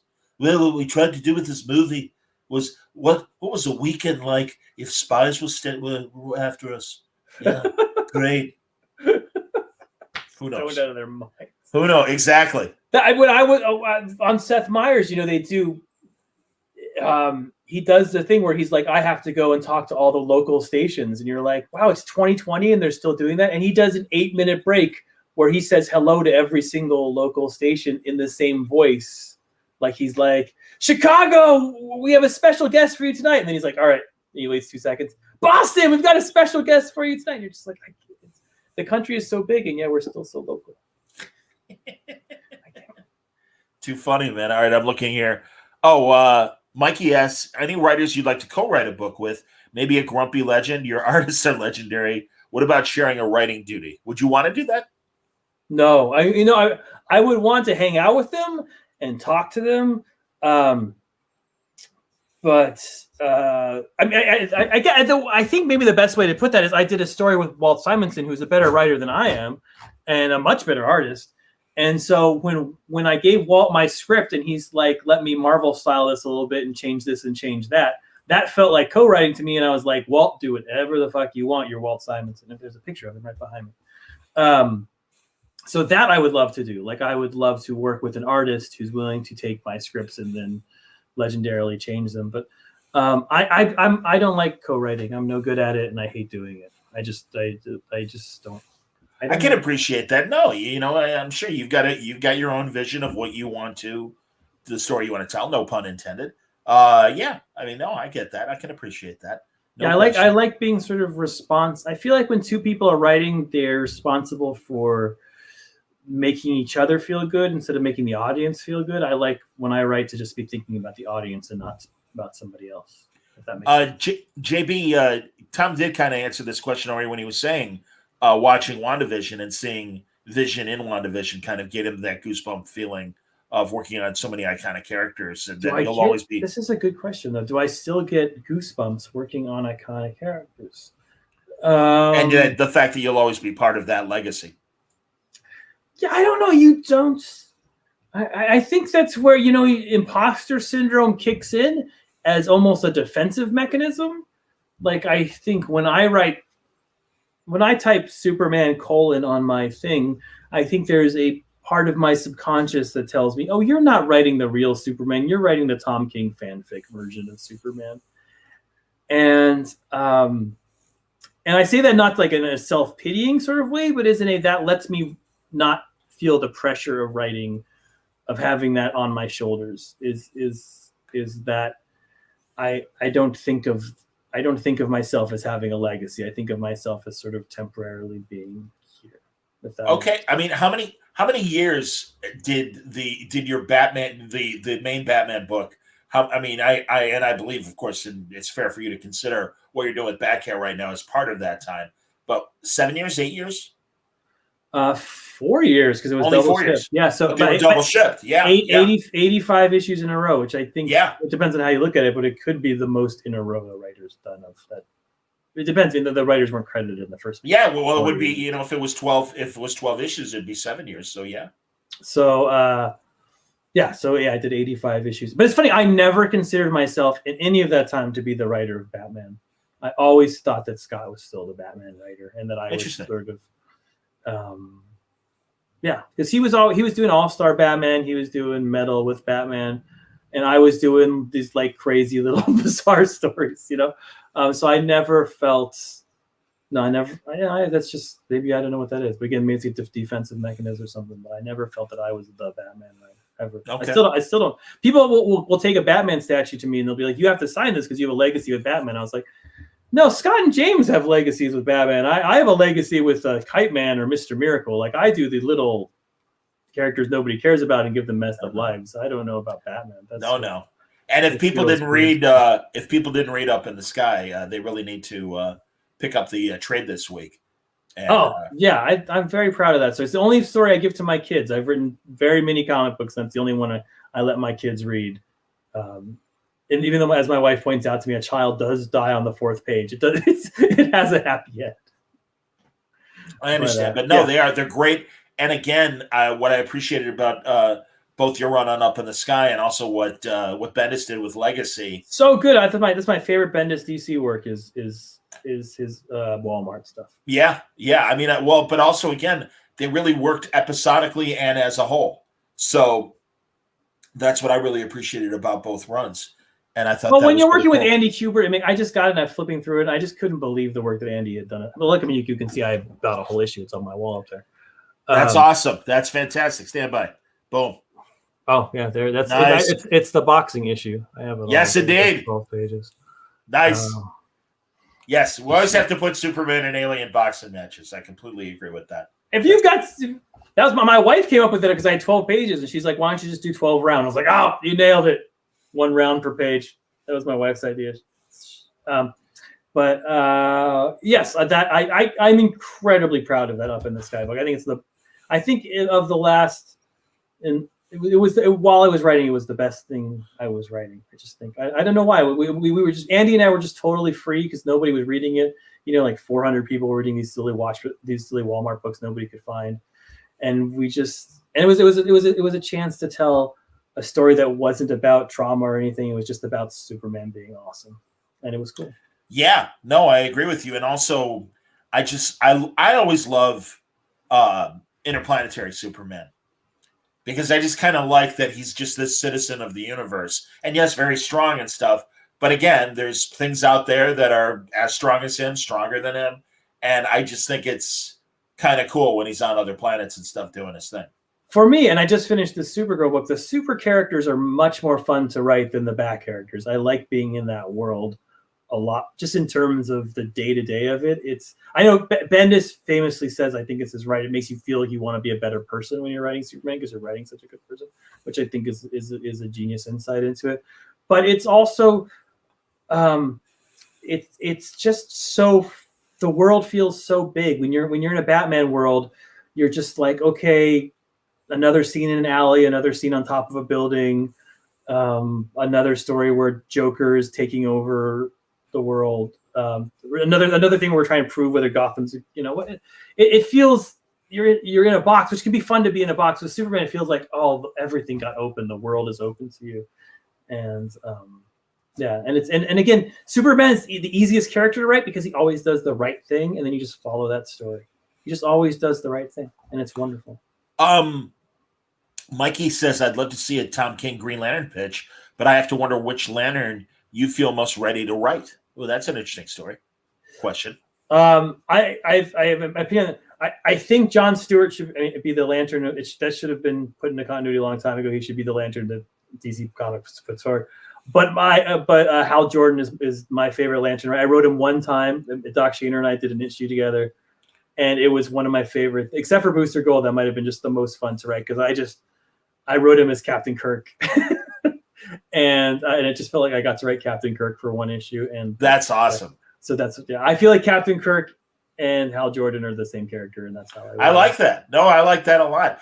My favorite Hal Jordan moment is in Infinite Crisis. I think it's Infinite Crisis, where he and Ollie are talking at a really before a tense moment, and he's like, "Oh yeah, I forgot to tell you, I got tickets next week for the ball game." and Ollie's like, "We might die," and he's like, "Yeah, we might not. John's coming, and he starts rattling off and John and Guy are coming. It'll be fun. You should go." And he's like, "Man, you're not afraid of anything." And Hal just shrugs. It's like, yeah, whatever. And again, Born Without Fear, and I love that and everything. Just that subtlety. But also, I gotta say, and honestly, I will own this. When Earth 2, when James Robinson had a chance to kind of reboot the Justice Society in Earth 2, and they made that Alan Scott gay, I got to be honest, I was like, I don't like that. And I'm like, it was not that I was against a gay Green Lantern, but I'm like, it's Alan Scott. He's got a history. James totally turned me around. And because then it was first in that 80th anniversary Green Lantern and that introductory story that he told. And I'm like, wait a minute. So if Earth 2, if 1940s Alan Scott is gay and has to live in the 1940s world as a gay man and project a veneer of normalcy, and forgive the phrase normal, I don't mean to offend anybody, but living a cisgender life, not sure who he is. I mean, I love what they did in Infinite Frontier as an introduction, and I know it's going to be developed further, but I have totally done a 180 of that is a very interesting story. I am totally on board for that story. And I think that is really something interesting to explore. And I hope we see the discomfort that Alan Scott likely had in the 40s, maintaining both identity, or three identities, really, when you think about it. And it's like that would be very interesting to see happen. And he even says in Infinite Frontier, some of the JSA knew, some of them didn't.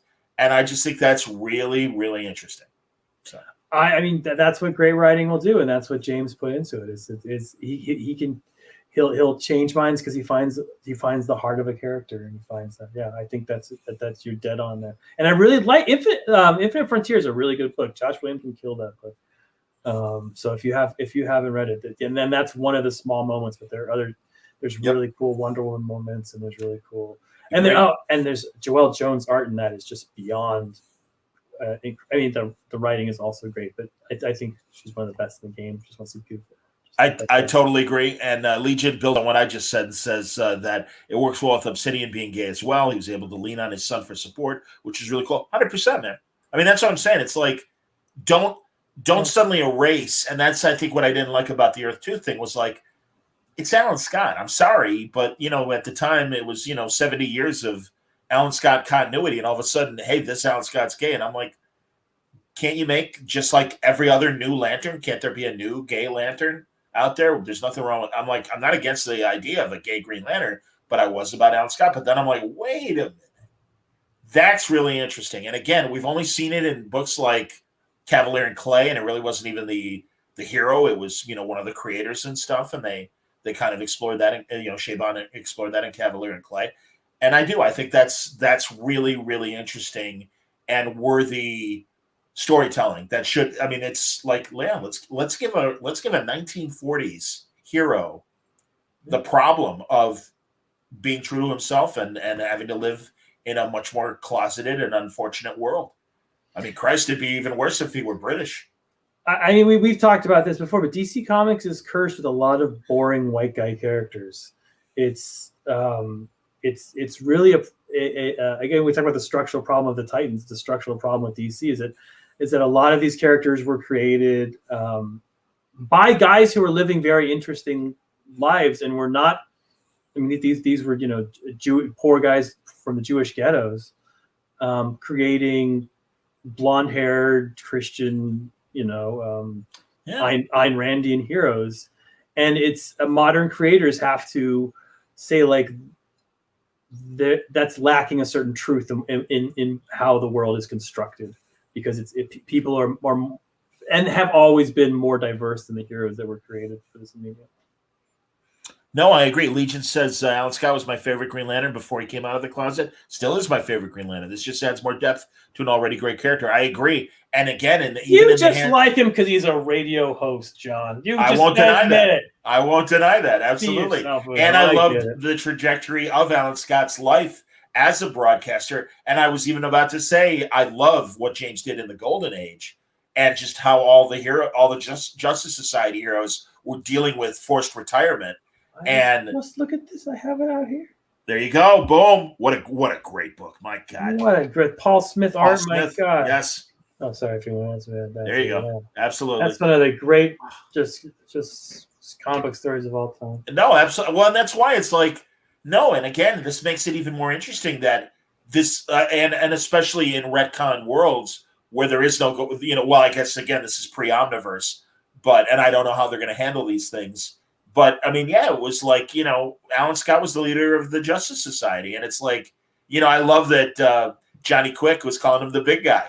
And it's just like, and it's true. It's like, no, he's like the quarterback of the Justice Society. He was certainly he and Jay Garrick were the two most important characters of All American Comics when it was separate from DC and everything. And it's like, no, it's like and that just makes him that much more interesting as a guy that had to even keep a third secret. Or a second secret, and it's just like, wow, that's interesting.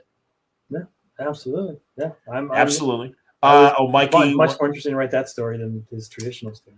Mikey's new to noir films, but likes them. What is a must see? Your favorite classic noir flick? Damn, so many. So yeah, I mean, Double Indemnity. I did a list of my 5 noirs for the Noir City. Categories. You can literally Google Tom King's 5 noirs and you might be able to find it. Yeah, I mean, if you had to start out with one noir, I'd watch Out of the Past. I think that's the Mitchum, great movie, Janet Greer. Yep. Yeah, I think that's the most prototypical noir. That's I have one of the most perfectly written movies of all time. Mentioning that. My buddy who's a comic artist did this for my birthday. Look at that. How about it? John Mitchum. I like it. And that's great because it looks like me. Where she's got that gun. That is she. Yeah.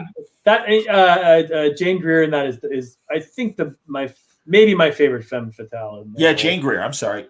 I said Janet like an idiot. Aha! I beat John in some old movie actress.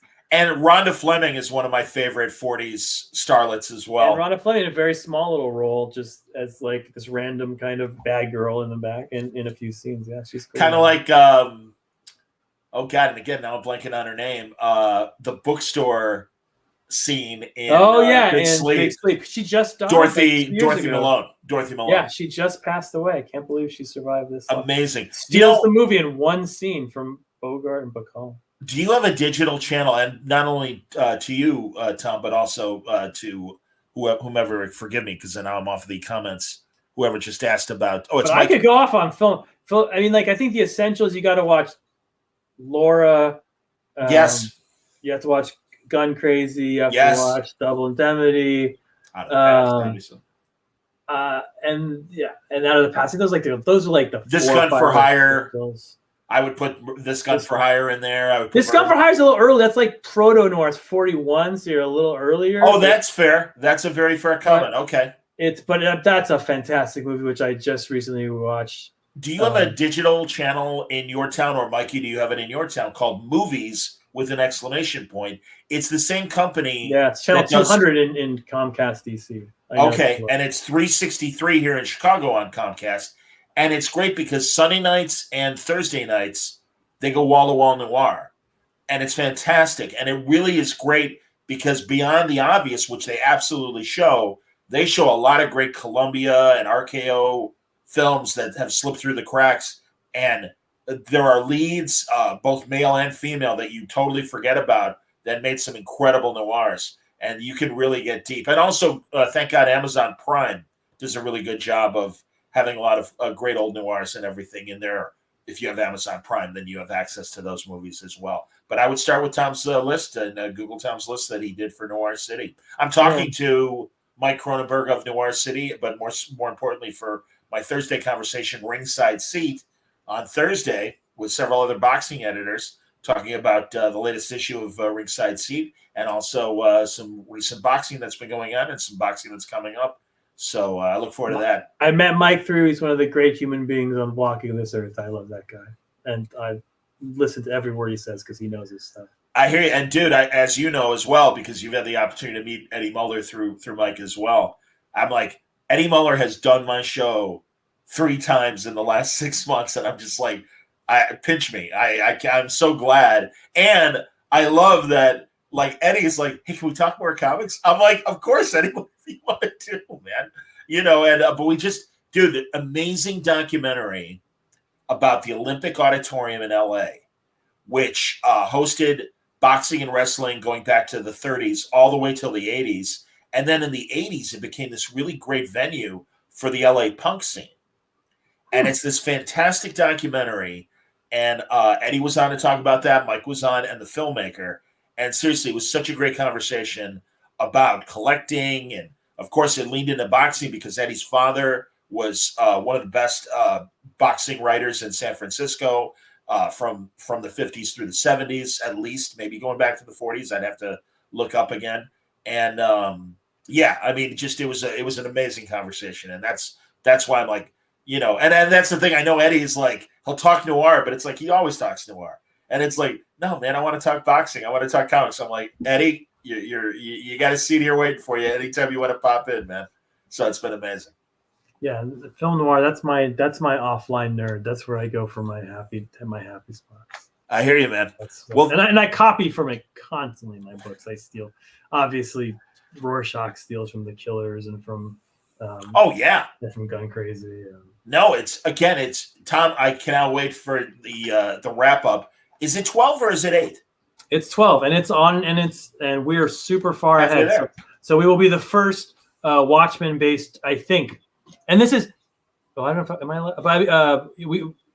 But anyways, Jorge is on track to be on time it'll be the first Watchmen based comic book that comes out on time, all 12 issues. Okay. Knock on all my heads.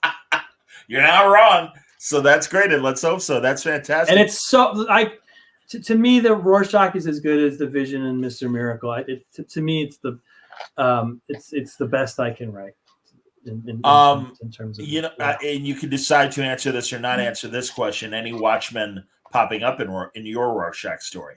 What does that mean? Like other Watchmen characters? Yeah, I'm assuming surviving characters post the original story that might have the opportunity to appear. That's because of course it's in the Watchmen universe. It's 35 years after the original incident. And, you know, just like the HBO show, there is ephemera all in the background of their story that clearly, you know, this is the Watchmen universe. So I'm assuming that he means any specific characters.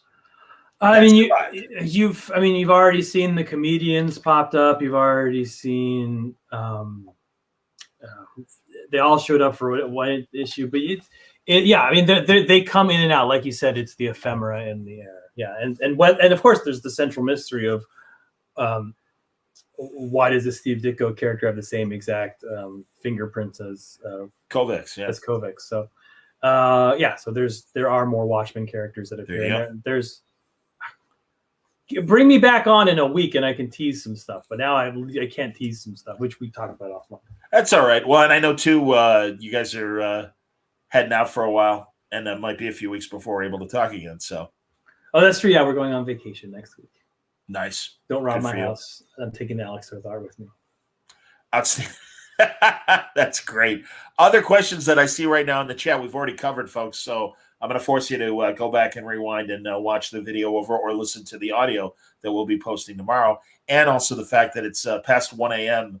Tom's time. Yes, and I should. So I'm going to let him go to bed. Absolutely. Wait, but the one thing I didn't talk about, I never gave you Supergirl's origin story. We started on it, and then I realized. Oh, please, yes, indeed, yes. I wanted so Mary Marvel. So Mary, so yeah, we talked about the background, but the actual her origin that Binder gave her is fucked up, and I love it. So, because you'll see it in the comics.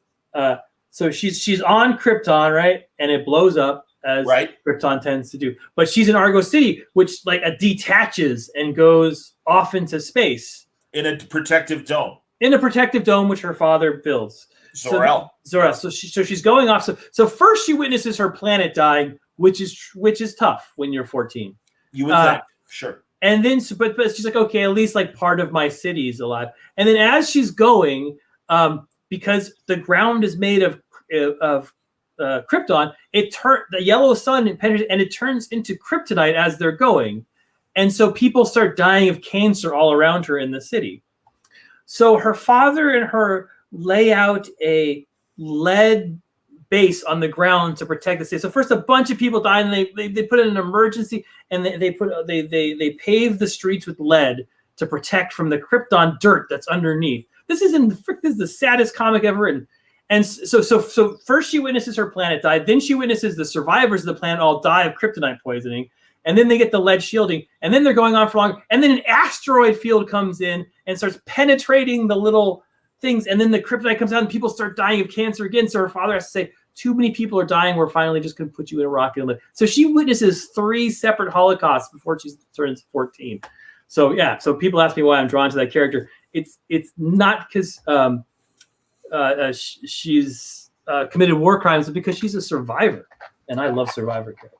That's cool. You know, I really loved when James Robinson and Greg Rucka were writing the Superman books, and they brought back Zod, and it was cool seeing Supergirl's mom, Allura, become a powerful person in the new Krypton story. And I thought that was really cool that they gave her that opportunity. And I've always been, I mean, anyone from the L family, you had me at hello, including the world of Krypton, when we'd learn about, ancient elves and everything well before Jor. That's why I like the Krypton TV show as much as I did as well. With Adam Strange. Yes, of course, absolutely. And so any sort of, and I love Kandor, and I love that Zor-El and Allura were able to survive and be in the Silver Age, certainly, and in the Bronze Age, that they were a part of Kandor and everything. No, I love Supergirl's parents, and like I said, the idea that Allura may not agree with Cal when it came to General Zod, and it's like, what do you know? All you know is one version of the story. I lived this world. I know this man, and it's like that was really interesting, and it's like maybe he's not right. The first thing I did when I started Supergirl is I talked to Steve Orlando, who had written her for so many years, and Steve was like, "You just have to understand, like the difference is." Superman never lost a world, and she did. Like that's the difference between the two characters. Superman lost the dream of a world, but she lost her home. And I was like, "Whoa!" Steve blew my mind. Yeah, that's cool. That's great. And I'm loving Commanders in Crisis, Steve's superhero series that he's currently doing. Yeah. He's got some other things coming up that I'm sure we'll be talking about soon. And Tom, I know that they're going to probably have more announcements for you regardless. Yes, I have many more series to be announced. I have a creator-owned. I have lots of things you'll hear from me. But thank you for doing this, and subscribe to the podcast and subscribe to the Patreon like I personally do. And John very much has helped me personally through this COVID. And I spent hours listening to him and has calmed me down in moments of anxiety. So thank you, John, for helping us get through it. I just appreciate it from the bottom of my heart. That's incredibly kind. And why should we all be bored and sad? Let's try to have a positive outlook. And we're almost there. We're almost there. I was going to say, absolutely. Thank God we've got a government that takes it seriously and think about what's been accomplished in less than 60 days. Pretty fucking amazing. So, yeah, it's like this is sorry, kids. Don't mean to get political, but what a difference a day makes, as Dinah Washington sang years ago. Another fine jazz balladeer. But, dude, thank you. I even changed the logo there from the Word Balloon to the League of Word Balloon listeners there above Mr. King. Thanks, everybody, for watching. It's going to be a great week on Word Balloon. And tomorrow afternoon, I'm recording an interview with the filmmaker.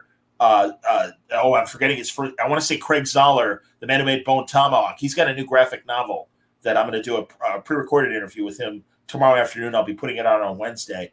I hope to be talking to the Bitterroot guys on Wednesday, and then it's Ringside Seat on Thursday. Good boxing talk. Friday, I'm going to interview Brian Azzarello on the Erie Public Library platform, an all-ages interview. It's Brian Azzarello, so that's going to be an interesting challenge. All-ages Brian Azzarello. That sounds cool. Talking about Erie Comics? I think Erie Comics aren't all ages, are they? Well, no. Erie, the Erie Library in Cleveland. Oh, okay. And it's an Erie Comics convention put on through the library, and it's an all-ages show, and we've already started getting questions from the students. So it's going to be kind of a Brian Azzarello growing up in Cleveland biographical thing, and then, of course, talking about the hits and him writing Batman and Superman, and I'm sure, whatever. Brian has so many stories. Yeah, awesome. Oh, God, I agree, and it's, always good to talk to him, and no, he was very sweet. He's like, hey, I need a moderator. Can you do something? Like, yeah, Jesus. I'm like, I don't know. Can we both manage to talk for an hour without swearing? I don't know. Good luck. Good fucking luck. But Tom, thank you. Go to bed. And everybody, thanks for watching. And we'll play later.